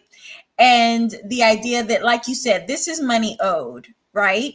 Mhm. And you want to talk about old shit and how you can't have the son doing jail time for what the father did, right? But in that same vein, if someone were to tell him that he couldn't pass his money down to Right. his son, he Mhm. would be up in arms. Oh, absolutely. Well, look at him though. He'd be the same person that would say, "Oh, reparations is separation," and then at the same time, if reparations does pass, watch his ignorant ass be one of the people in line trying to get reparations. Oh yeah, because they'll say, What? "Well, it's owed anyway, so I owe." I Right. get it. It's when it comes time, then it's like, "Oh, hey, let me get mine now," even though I Yeah. was saying it's bullshit earlier. Right, definitely. Because Well, they're always go ahead. going to do what suits them. But the idea that you can literally know that people are benefiting from racism, institutional racism, and this legacy of slavery. Because slavery isn't just this thing that happened in the past Right. and now it doesn't happen anymore. Slavery is a legacy. Mhm. And it's a legacy that a lot of these one percenters have inherited Right. the benefits of it. So it really upsets me that people want to say, oh, you know, that's old. Okay, well, you know what else is old? My college debt. Mhm. That's old. How about we forget the fuck about that? Right. That's That old. shit is old. And let's always remind you, nobody would ever tell Jewish people the same shit that they tell us. Nobody would ever tell Native Indigenous people it's way back in the day. Get over it. You know what I Yeah. mean? Well, they're considered protected groups, right? With air Again, quotes. yeah, again, but that's the point is you would never say that to these people ever. Right. Ever. Because if you said it to a Jew, you'd be anti-Semitic. If you said it to a Native Indigenous person, you would be fucking racist. If you said it to fucking the Asian folks, you would be, you're not looking at their pain and what they went through, and you'd be being quote unquote racist. See, so the fact of the matter is you don't then get to turn around on black folks and then say, but it's old. The fact of the matter is guess what? 9/11 is old. Get the fuck over it. Pearl Harbor is old. Get the fuck over it. Okay? You know what I mean? Like, miss me with it's old shit. So was World War II, World War I. That's old too. The Civil War is old. Why are you still fucking tripping about Robert E. Lee? It's the old. Get over it. Right. Oh, wait, but that's my history. Oh, well, this is my history. Right. You know, it's our heritage. Right, and this is my heritage. Right. You know what I mean? Sorry, that shit makes me laugh. The fact I mean, but they do the whole, it's not hatred, it's heritage. That's not hatred. Look at that flag though, that stood for oppressing black people. Look at that flag. There you go. Yeah. I mean, and that's a southern thing. And the idea that the South will rise again, like, it's such an ingrained thing. There was actually this show that was on Fox that literally the entire theme of the show was the South will rise again. But you want to talk about old shit. No one ever says, why the fuck are we putting this on air? It's old. No one cares about the South will rise again. The South fell. That's old shit. Like, no one ever says that except as a rebuttal to us asking for what we're owed. Period. And the fact of the matter is look, I don't care what nobody says. If you are still fucking pushing, you know what I mean? You have the Union and you had the South, right? The Confederates. Fact of the matter is they lost. They were the losers. They were traitors. Yes. Okay. And nobody ever gives them no kind of shit for literally sitting here and fucking saying, we fucking honor the traitors of our own country. Right. Yeah, okay. Let's finish this off so I can get into the last piece of shit, because I'm only going to play a little bit of this. I'm not going to play the whole thing. A little bit more of this, but I want you to hear the next one. The next one is rich. It's it's so rich. Melting pot, a lot of great races, a lot of great minds that have come together with different ideas and make America the greatest country on earth. Many have died trying to get into America. No one is dying trying to get out. Reparation. Where would the money come from? Does it come for all the other races except the black taxpayers? Who is black? What percentage of black must you be to receive reparation? Do you go to 23andMe or a DNA test to determine the percentage of blackness? Some American ancestors just came to this country 80 years ago. Their ancestor wasn't even here during slavery. Some black immigrants weren't here during slavery, nor their ancestors. Some states didn't even have slavery. We as Black Americans have always wanted what the Constitution stated: all men, black, white, and today Latino, Asian, Italian, etc., should be guaranteed the alienability rights of life, freedom, and the pursuit of happiness.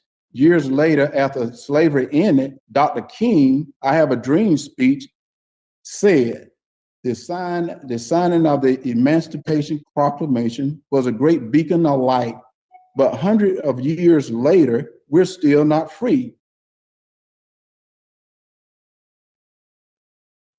All right, go ahead. If anybody got anything to say it now.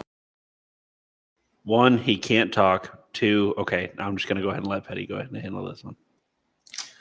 So, first of all, nigga, what? Just, nigga, what? Like, what do you mean? Where does the money even come from? Like, you know what pisses me off? All of these fucking micromanagers and accountants that want to hop the fuck up and want to look at the motherfucking books. We talk about reparation. Let me see the books. If you carry the motherfucking one, bitch, please. Nobody's doing that when we're talking about going to fucking war. Nobody's doing that when we're talking about COVID fucking relief. Nobody wants to see the fucking books when we're talking about being $1 trillion in debt to go to a war or to help niggas get food to make it through fucking COVID. Nobody wants to be an accountant then, but you mentioned reparations. Let's see where this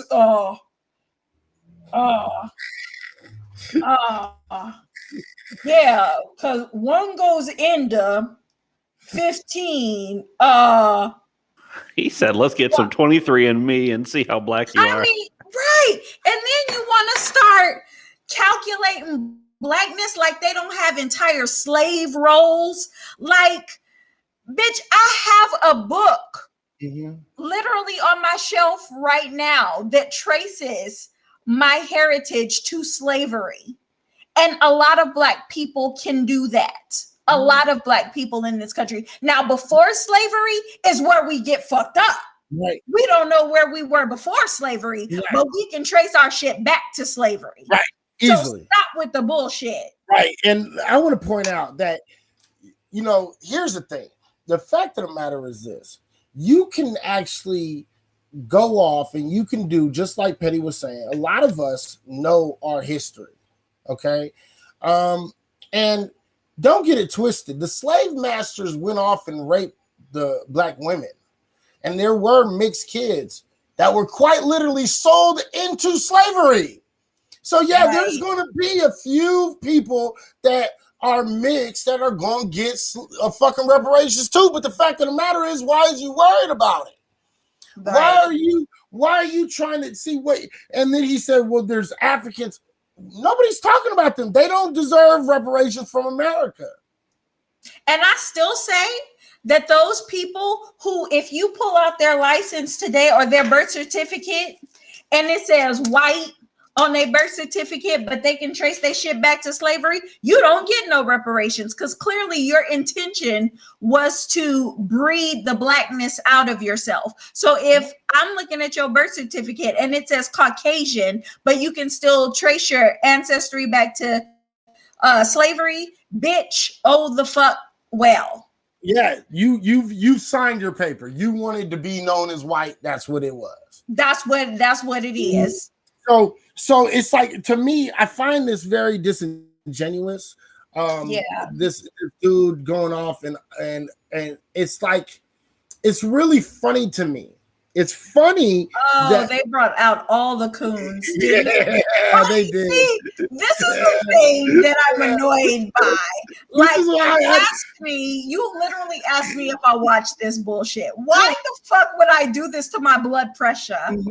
Why would I do this to my blood pressure? And that's the reason why I wanted to talk about this, because you notice the black folks that they keep on bringing out. Oh my God. They just tracked out all the coons. This is where this is what they did. They grabbed all of the people that were against reparations and put them on this talking shit to have all these talking points. Oh my God. And this is for, and look, and don't get it twisted, this is for white people who do not agree with reparations. That's what this is for. So they can ask all these same questions when black folks start talking about reparations, thinking that we don't have answers for this, because we do have answers for this. Okay? Can I ask you, so, excuse me, when Petty says, they brought all the coons out, and I'm wondering, by that name, what is your definition of that? Like, what type of person fits that word? When I say coon, so coons are porch monkeys. Okay, so a porch monkey is the name that white people gave to black people who stood out on the porch or at the end of the drive on these plantations and held lanterns so that the white people could see when they would come to the parties, right? Because oh my gosh, those racist ass lawn jockeys. Yeah. Yeah, right. The fucking, yeah. Right. So they called them coons because all they could see were the whites of their eyes and the lanterns. Oh. Okay. Oops. So, and you know how when you have raccoons, right. So they stood out there calling them coons, right? So that's how they got the name coons. But the idea of coons were they had privileges to the rye whiskey. Now I'm gonna tell you about the rye whiskey, and I'm gonna try and do it quick because it's a whole legacy behind the rye whiskey, the rye whiskey niggas in itself. So I'm gonna do this as quick as I possibly can. So these coons would stand outside and hold the lanterns, and because they were the pleasing coons, the massa would give them a quaff of rye whiskey to keep them warm. If they was good house niggas, okay, they would get a quaff of rye whiskey. So the idea of them getting the rye whiskey and having a little taste of the good life made them turn on other black people because they felt like they were elevated above. Right. And so real quick. I'm sorry. Deb, please, if he got the notification, please don't come into my stream with that. We're taking care of business, and he's on the panel and he's busy right now. So if you could not disrespect my stream that we have going on right now for some petty shit that's on a different stream. Thank you very much. Please don't do that shit again inside my stream. Thank you. All right, keep on going. Oh, yeah, I don't know who Deb is, but we're talking about black shit here. Yeah, I don't like that. We're talking about black shit. Yeah, we're talking about black shit. We don't have time for petty white people shit. You do that someplace else. Go ahead. Anyway, so the idea of these niggas who have achieved a little bit of fame and the masses give them a little, rye whiskey, and then they come out and they hold the lantern so that white people can do their agenda, right? So it's the same idea. So these coons are out here holding lanterns to make a way for white people to do the shit that they want to do, which is to void the conversation of reparations. Right. And Okay. there you'll usually hear, ideals such as master, we sick when master is sick. Okay, we sick, so what we gonna do? Oh, okay. See now, master, the house is burning down. What we's gonna do? I had an idea. I want to just hear it from somebody who is not white. To explain this out, because I was like, I want to make sure that I'm on track with this. But yeah, no, I just think that it's very detrimental to the Black community to have people like that that do the whole bunch of, hey, make it all right for white people to feel okay, like Kevin said about. He said a coon is someone who seeks to appease white racial sensitivity. Right. And I by the way, Kevin, I saw the Nilla please. I saw that in the comments. So don't think I didn't see that. But I missed it. But yeah, no, I think it's interesting that people like that exist, even like now. I understand that there was things going on then. I'm just very saddened that it happens now. Right. Yeah, it still does. So I want y'all to understand that shit. You know what I mean? And I want y'all to understand that this is what we're dealing with, and this is a stat. Okay. This is a stat. Hold on, pause, because we got to wrap this shit up. But I definitely want to say, Christy, bitch, please. Okay, listen, fuck you, ho. You're just a racist, period, right?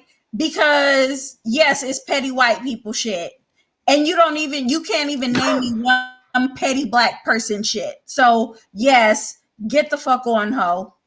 All right, let's do this so we can. All right, and then so we gonna get into this next one. Yeah, this ain't the room that you want to come in here with all that.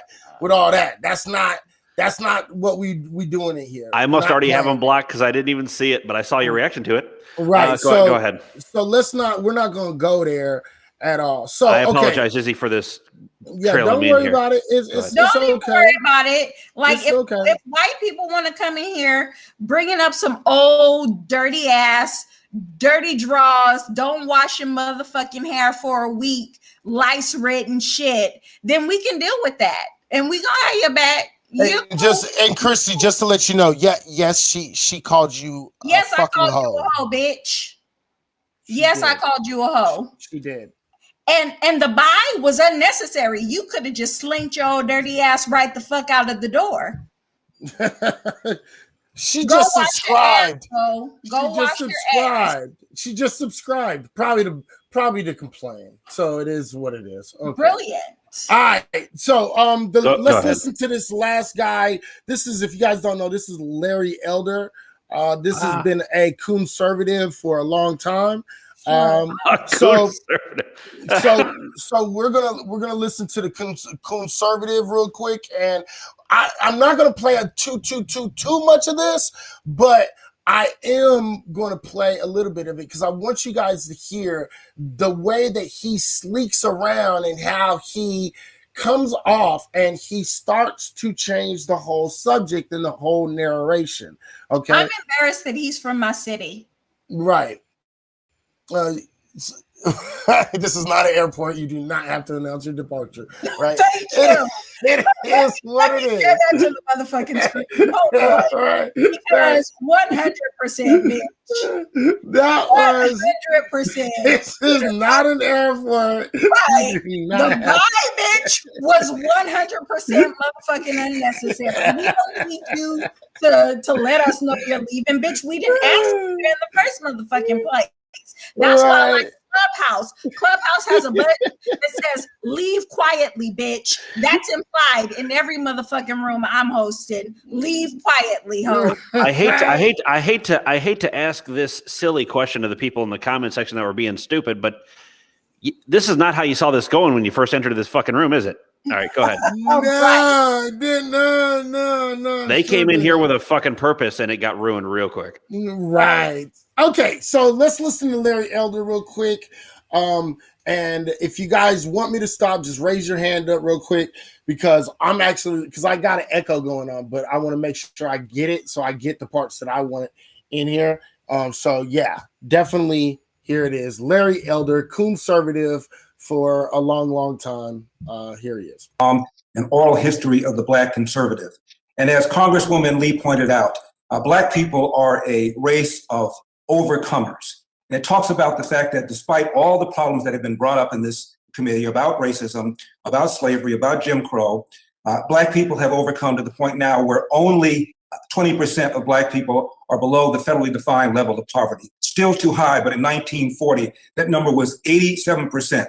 And 20 years later, that number had been reduced to 47%, a 40-point drop in 20 years. That is the greatest 20-year period of economic expansion for the history of Black Americans. And notably, they came before the Brown versus Board of Education decision. They came before the Civil Rights Bills of 1964, 1965. Despite all of this racism, all of this prejudice, Black people still overcame.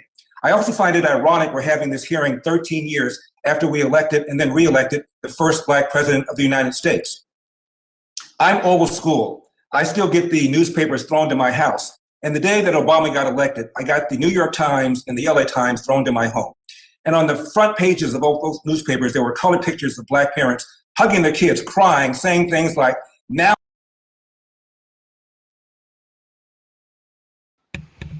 Did I see a hand up? Listen, I did. I needed a little break. I just needed a little break. Go ahead. Because I mean, what, nigga? What?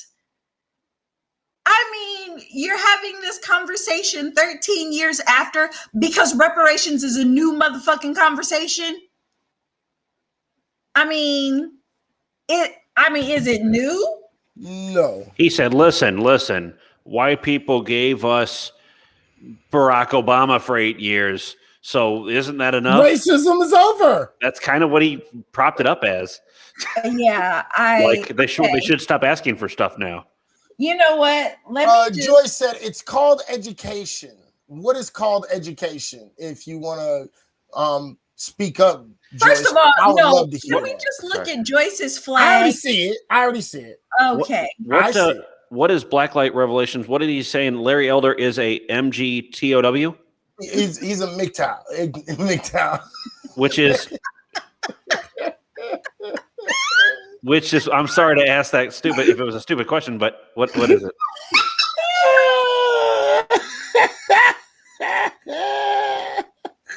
Is it not worth explaining, I guess? My bad.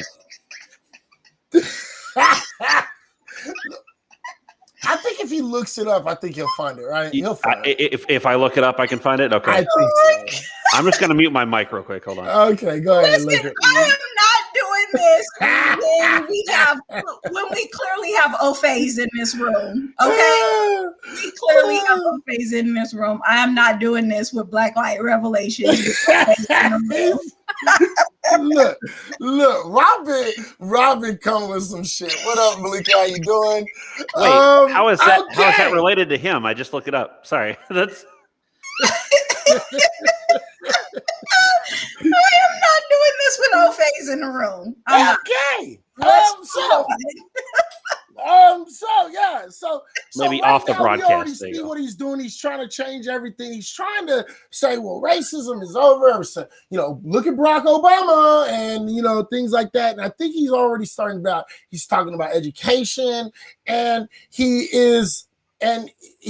think he might have already started on the whole family situation. I want you guys to listen to his family explanation. I think it's really important that we listen to this because he thinks he's sincerely making a point. Hey, can we play an over-under, though? An over-under of how many times Petty rolls her eyes during the conversation? Oh, yeah, absolutely. I'm going to say Petty is going to roll her eyes in the next 3 or 4 minutes. She'll roll her eyes easily over 10 times, plus 10.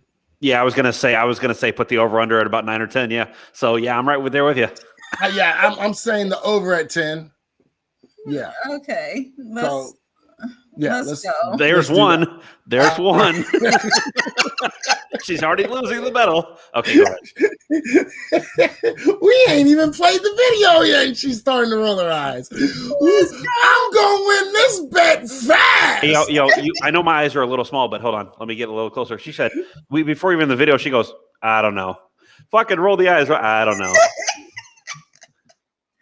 Let's just go, because now I can say for the first time truly that if you work hard, you can be anything you want to be.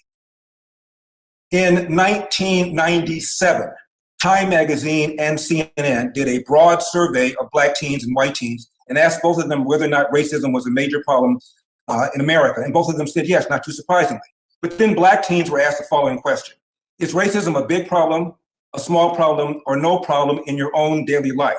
89% of Black teens in 1997 said racism was a small problem or no problem in my own daily life. In fact, twice as many Black teens as white teens said failure to take advantage of available opportunities is a bigger problem than racism, end of quote. And that again was 23 years ago, before Obama got elected, let alone reelected. Speaking of Obama, 2007, he ran for presidency. His rival for the Democratic side was Hillary Clinton. And on the Republican side, the two primary rivals were John McCain and Mitt Romney. Gallup asked whether or not Americans would not vote for a Black person, referring to Obama, would not vote for a woman, referring to Hillary Clinton, would not vote for a Mormon, referring to Mitt Romney, would not vote for a person as old as John McCain would be, 72 years old. And what Gallup found is 5% of Americans said they would not, under any circumstances, vote for a Black person. 11% said they would not, under any circumstances, vote for a female. 24% said they would not vote for a Mormon.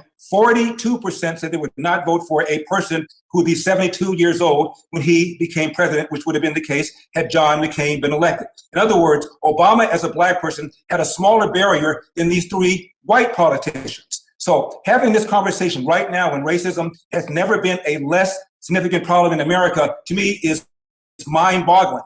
Right now, Congress is 12% Black, which is roughly the percentage of Blacks in America. In 1964, Martin Luther King gave an interview to the BBC.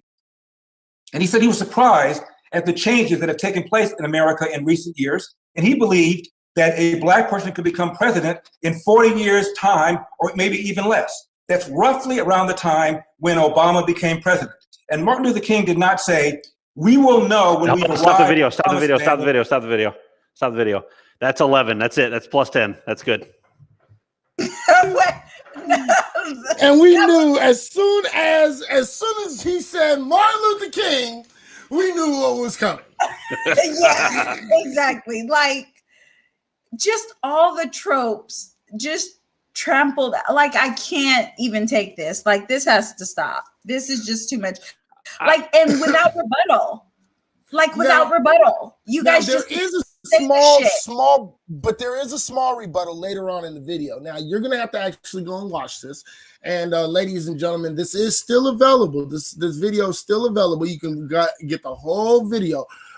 It's at judiciary.house.gov, calendar, event single ASPX, event. What is that? Event ID equals what it is too long for me to right. Or you can just say what the title of the video is. Look up Judiciary House Government and then look up HR 40, exploring the path to reparative justice in America. HR 40, look that up and you'll find it. It's just look up HR 40 conversation. Yeah, I promise you. Okay, so we're done with this now. So, well, I mean, we'll be done. We'll be done listening to this. Okay, because we're at our 2 hours. We got to wrap this show up, Right. and my blood pressure can't take much more. Right. So okay. So what I'm going to say is this. I think it's really, really, really important that we understand who is. Can you send me the link to that idiot on Messenger or take? I'm gonna fry this clown. Yeah, I got you. I got you definitely. The fact of the matter is when we talk about, I'm traumatized all over again. When we talk Listen, about, I'm traumatized right along with you, Shatera. Girl. Okay. the fact of the matter is when we talk about reparations, We're about to wrap it up, Blacklight. Thanks for stopping by. yeah, I'm gonna send that to you pretty like right now. But the thing is when we talk about reparations, I think it's very, very important that as Black people that we stop allowing all these people, right? All these people to sit around and speak for us. Okay. It's dangerous, and we're never going to get anywhere. Okay. Yeah. Because when we sit around and we just allow people to make these claims and say these things without any real repercussions, anybody really putting some real honest conversation points at hand, this lowers the chance of us ever getting the reparations that are owed. Okay. And they are owed. And let's not put it any other way, because at the end of the day, okay, we are 280 years behind when it comes to economic growth in this country, behind white folks. That means if white folks was to stop earning money today, in 280 fucking years, we'll finally catch up on an economic level playing field. That's what that means. But they're not going to stop making money. So they're always going to stay 280 years forward on an economic market. So with that being said, this is why reparations are so important. It's not just about getting, what's owed. It's not just for, what our ancestors went through. It's about what our ancestors went through slavery, and then pig law, black code, and Jim Crow. And we didn't really become free, technically, really, and this is even pushing it too, till around 1968. That's just facts. Which means from 1968 till now is the only time that Black folks have been free. That we've had technically equal opportunity at the bucket. And I can even make a case that it really didn't start until around 1980, to be completely honest. Yeah, I was going to say it didn't start till like the 80s or 90s even, because you're talking about, the 80s was crack. Right. I mean, if I really wanted to add on, I can add on how they took land, they completely destroyed our economic foundation, our entrepreneurship in our Black neighborhoods. And then I can throw in COINTELPRO, the CIA putting drugs in our community, and a whole bunch of that shit. And then we could start it at 1990. So if we're talking about from, 68, we're talking 70 to 2000, right? 2020, that's about 60 fucking years, right? 50 years, right? If we talk about when we were really free, right around 90, right? 90 to 95, we're only talking about 30 years, right? Yeah. And the strides that we've made in that time have been amazing, but it's still not creating this even playing field. All men are created equal. And, we really have to get to the point where, we realize that you can do all of the fake, and I don't want to call it fake. You can do all of the rhetoric that takes time away from people, and steers them in the direction of, we really have to come together as a people and stop living in the past and all that shit. But we really need to look at the idea that while all men are created equal, there has been inequality that has existed in this country. And the idea that we can talk about women in the workplace not being paid the same as men, and no one says, why are you playing the woman card, right? We can talk about the injustices that happen to lesbian women and gay men in their communities and how they're attacked, and no one says you're playing the gay card. But when we talk about being unsafe as Black people in this country, and the unfair wage equality, and all of the things that have been perpetrated against us with policies and laws, then you want to say you're playing the Black card, you're playing the race card. And that trivializes what's happening in this country, what we've gone through, what we continue to go through.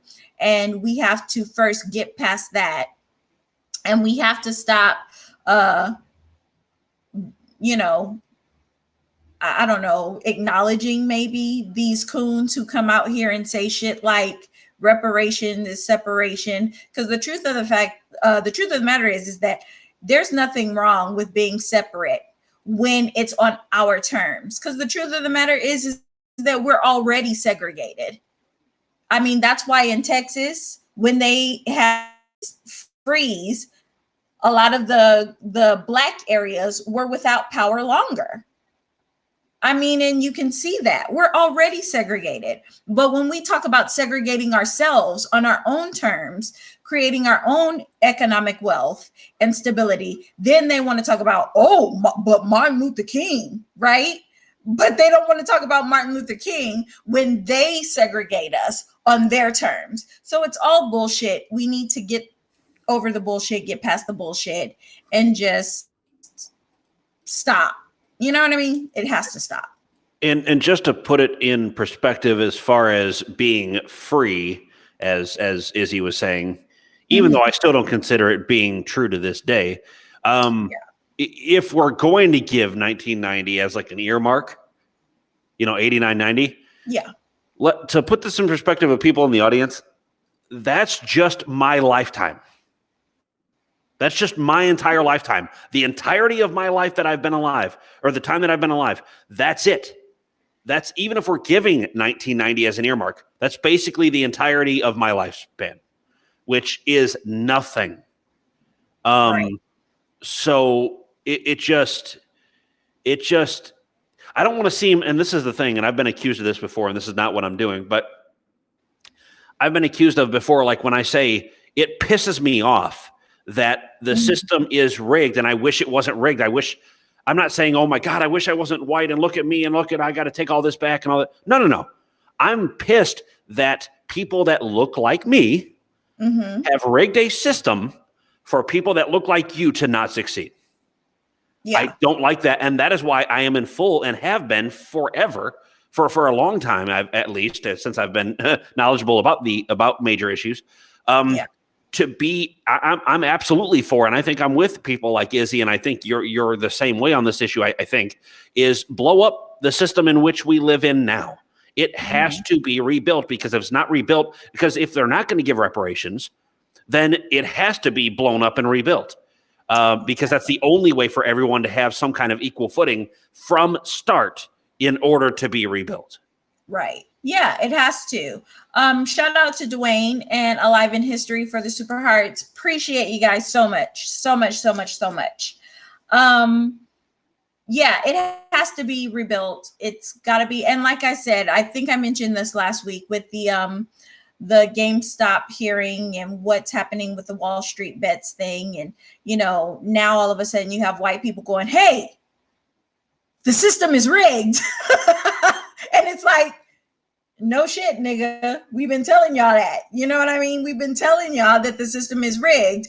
But now this is happening to white people in a financial setting, and they're starting to see that the system is rigged, and so they're actually fighting the system and having the discussion about, we just got to rebuild the whole fucking thing, because there was nothing wrong when Wall Street fucked us over. You had no problem with that. But now that we're fucking Wall Street over, you guys want to change the terms of the game. And this is the same thing that Black people have been saying for years about the changing of the game, the rules of the game, once certain people start winning. So I think that all of those moving mechanisms are prime for tearing down and a rebuilding of the system. So yeah, I think that it's going to happen. I think that we're living in a very revolutionary time. And I mean, what a time to fucking be alive. I'm happy that my daughter gets to grow up during this period of time, because as she is intelligent, as she will, I'm sure, will make something of herself in the future. I like that she's growing up in this time where she gets to see it, and I just think it's very, very, it's very interesting to see what's happening and to call, like you said, for revolution. And this is true in this way. This is true revolution in its way. So I'm very glad that it's happening, and that no one can lie to her and say, because she's got her family around her. And I do consider my wife part of her family in that way. And we're not going to sit here and lie to her and say, oh, no, let's cover things up and just cover her ears, and no bad should ever, she should be so sheltered. It's like, fuck that. She needs to understand as she's getting older what's going on. And that way she can be also part, if she chooses to be, part of the process that helps fix shit. That's honestly what it is. And I'm so happy that she gets to be a possible part of that. And by the way, G, you can go fuck yourself. I just want to say that real quick and then move on. But like, I do think that my daughter could be part of it. Comments. You made Sweetie will get you banned. Are we policing speech now though? What are we going? What are we saying? What are we talking about? It's just somebody trying to say I'm ripping off people and then say racial comments were used in the stream and I was wondering if we were policing speech now. Yeah. Right. Oh, Tony, thank you. But anyway, thanks, Tony, thank you, Tony. I appreciate that very much. Hey, G, real quick, you can be muted, bro. Get the Perry block. Get the Perry. Damn, get the Perry lit. All right, so check this out. Listen, this isn't racial. This is shit that's real shit. This isn't about racial shit. If you want to take it that far, you can take it that far. Go ahead. But at the end of the day, this is stuff that does not really concern you. Okay, and plus, on top of that, you're coming in here bringing in some other stream into this stream, and I don't need to hear it. Okay. Nor does anybody on my panel need to hear it. Okay, it's clearly not a racist stream. I have a white dude up here. Okay, some of my I love using this shit too. Some of my best friends are white. Okay, shut up. All right. So I don't want to hear 3 white people over at my house. Shit. Stop it. If you can't handle the conversation, that just means that you are unable to have a conversation of this magnitude. So you don't need to be in here in the first place. All right. I was going to say, Izzy, it's fucking reality. It's not. Yeah, it's reality. Right, that's real shit. So real quick, I just want to send out special shots out to everybody. Tony, thank you for the award, the Great Broadcast Award. Eleanor, I appreciate the 2 mic drops. Lisa, thank you with the fist bump. Alive in History with the Super Hearts. Thank you. Dwayne with the Super Hearts, and Cameron with the high. I want to give those special shout outs to you guys, to everybody that came in tonight. I want to say thank you very much. Do we want to close out with anything? And if we do, let's do that. And I might come on in just a little while, and we might have an atheist conversation afterwards. But this is the show. This is the Friday Fish Fry show. So we talk about what's going on in the Black community as Black folks to other Black folks to give a Black perspective on this. So I just want to make sure that that's out there. Percival, major shout out. So do you guys have anything that you guys want to add, since we're running a little over, but so we can end this and then, get to our Friday night. Absolutely. First of all, again, listen, if you enjoyed the broadcast, if we made you laugh, if we made you think, if we made you consider something that you wouldn't have considered before, donate, right? Donate to our Cash Apps. Mine is Petty Idol, $ Petty Idol. I'm Petty Idol everywhere. Follow me on social media. If you guys want to drop me stories that you would like to hear our thoughts and our comments on, then definitely hit me up, DM me, drop me some stuff, and just get my black ass ideas on what the fuck is going on, right? Did you really threaten me? Yeah, I'm looking forward to that. But yeah, everything that you guys, like I said last week, I got so many donations and I was like really overwhelmed and like taken aback. So I appreciate each of you guys who donated. I really love you guys from the bottom of my fucking nuts. I was able to get a new computer. I'll save up and get a new mic and things like that. But yeah, if you appreciate the content, then support us with donations. We love you guys. And for this week, listen, we will see y'all niggas back next week, but everybody is not gonna make it. It's That's gonna real. be some niggas who don't make it. But for y'all niggas who make it, we gonna see y'all back here next That's week. right. Same time, same motherfucking place. And we gonna still have some black ass shit to say about it. That's real. Pat, what do you got to say as being a guest of the show tonight? Hey, real quick, what did GJ say? I didn't I'm a see little it. interested. Yeah, I know, because I didn't saw see it on YouTube. He said, you got a troll over here on YouTube, bro. They have been neutralized. No, I hear you on that. I saw that. I just didn't get to see what he said. So I'm asking you, what did he say? You know what I mean? I want to know what the fuck he said. Who, G? The GA motherfucker. Because Blacklight said, don't ever threaten the homie. Right. And I want to know. I want to know what he said. I don't see any. You too, man. I was gonna close out with that, Kevin, but give me a minute. All right, so Pat, go ahead. Go ahead, Pat. I'm gonna make sure I don't slip of the tongue on this one when I say that too. So, so I was gonna say for people that don't think that this is a platform for everyone to come together that are like-minded. Like the thing is, you could have this is about Black experience talking about Black issues, but you see my white ass up here. But the difference is it's like-minded people, and that's I think why they rock with me as well, and that's why I'm allowed up here as a guest, and I can share opinions on certain ideas. So it's not about oh my God, I'm this or I'm Asian or I'm white or I'm Hispanic or I'm this, so I can't share my ideas on this subject. Fucking ask if you can do it if you're a like-minded individual about this. So that's what I would say. And also, and I won't plug my social media, but I will say to all my to not slip of the tongue, I'm going to slow it down. He said, I don't want to slip my tongue. Because you know what was coming next. I'm about to get blocked for life. But right, Pat said, y'all not gonna get me fucked up. To all my, and you know what? I'm not even gonna do it. To all my motherfuckers out there, I will see you nillas later. Okay.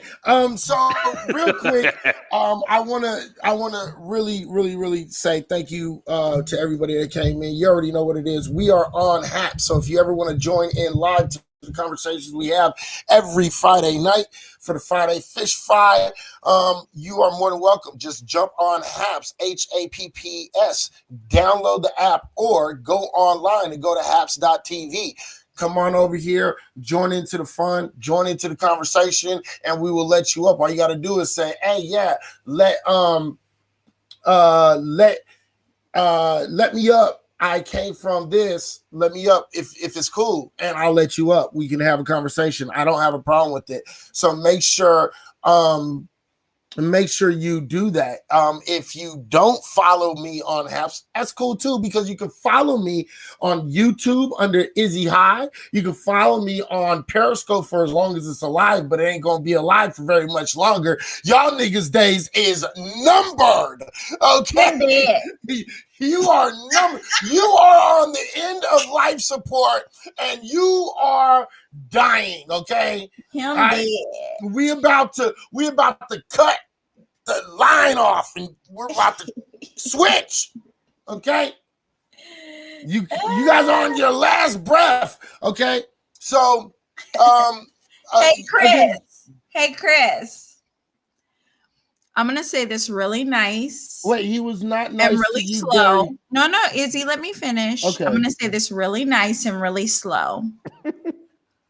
Go fuck yourself. Mm-hmm. And if you don't understand that, then go fornicate yourself, preferably with an iron pole, 10 foot if you have it. Right. The fact of the matter is, I don't care about any of the bullshit, okay? When No. Pat feels the need to go over there, if he feels he wants to do anything, say anything about it, he made his comment. That's why I asked him right before we started, when he first got up here, so we can get past that and stay with the conversation that we were having. I don't care what's going on with you. Look, it's not my business. I ain't got nothing to do with it. He can deal with it the way he's going to deal with it. But that's not going to stop what the fuck I'm doing up here. And you're not going to interrupt my show. Do not do it. I don't care. It's disrespectful. I don't go into other people's scope, and I don't fucking bring my business in there, okay? Don't do it in mine, period. You want to come on YouTube? I don't care what you'll jump on. I will block you. I will mute you. I will do something. I'll put you in the corner and fucking spank your little ass. I don't care. Stop coming to my shit with other people's shit. This is not Periscope, and we're not playing Periscope games over here. We're doing a show, okay? Yeah. So respect what the fuck we're doing. You do your shit on your own time, okay? This is not Periscope, and I for damn sure am not going to promote this shit, nor am I going to keep on with doing the bullshit Periscope garbage. If y'all have that big of a problem, take it to small claims court. Keep it out of my fucking stream. Legit. And the caucasity of thinking that your petty little issue that you have with Pat is more important than the black shit that we're talking about. It's not. I mean, just the caucasity. I don't even know what the fuck to do with y'all white folks sometimes. Y'all just think that whatever you are mildly discomforted by should take up everybody's energy and time.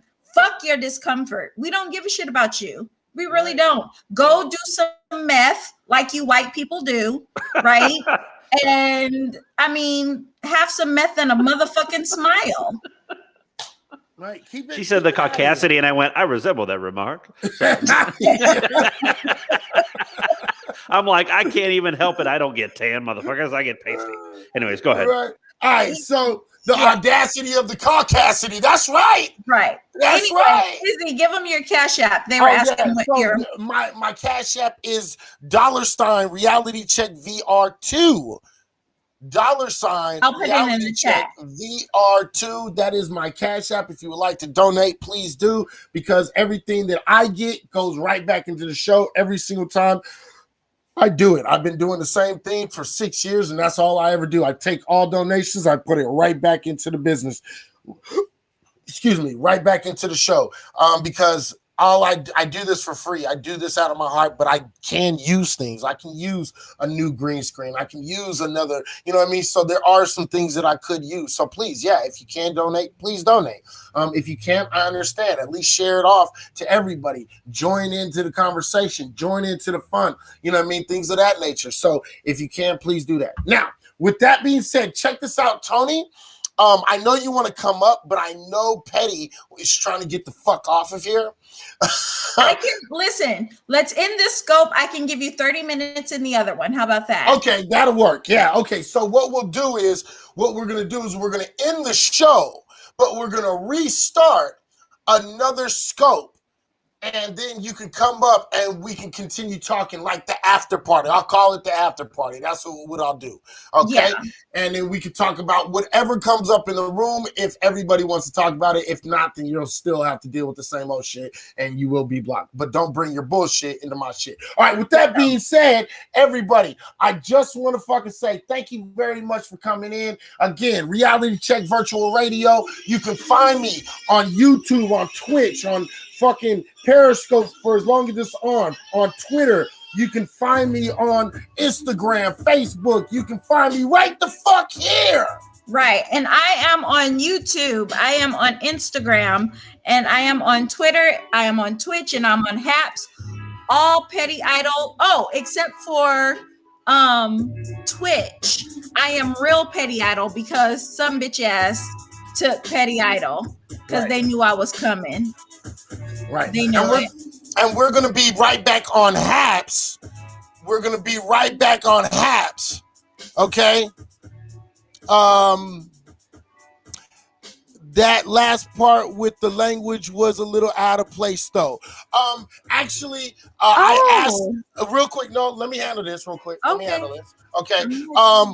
Lucia, my check this out. YouTube is Petty Idol. Right, there it is. Cool.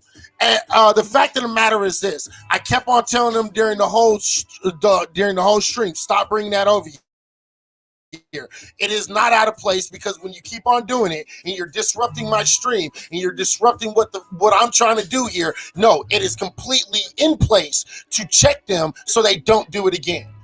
Okay? So, with that being said, everybody stay up, stay real, stay black, stay doing your thing. We'll be back in just a few seconds and we will be doing the after party. And then y'all can come up and you guys can say whatever you want and give your little piece. Until then, stay real, stay black, stay doing your thing. Let's get up out of here, boy.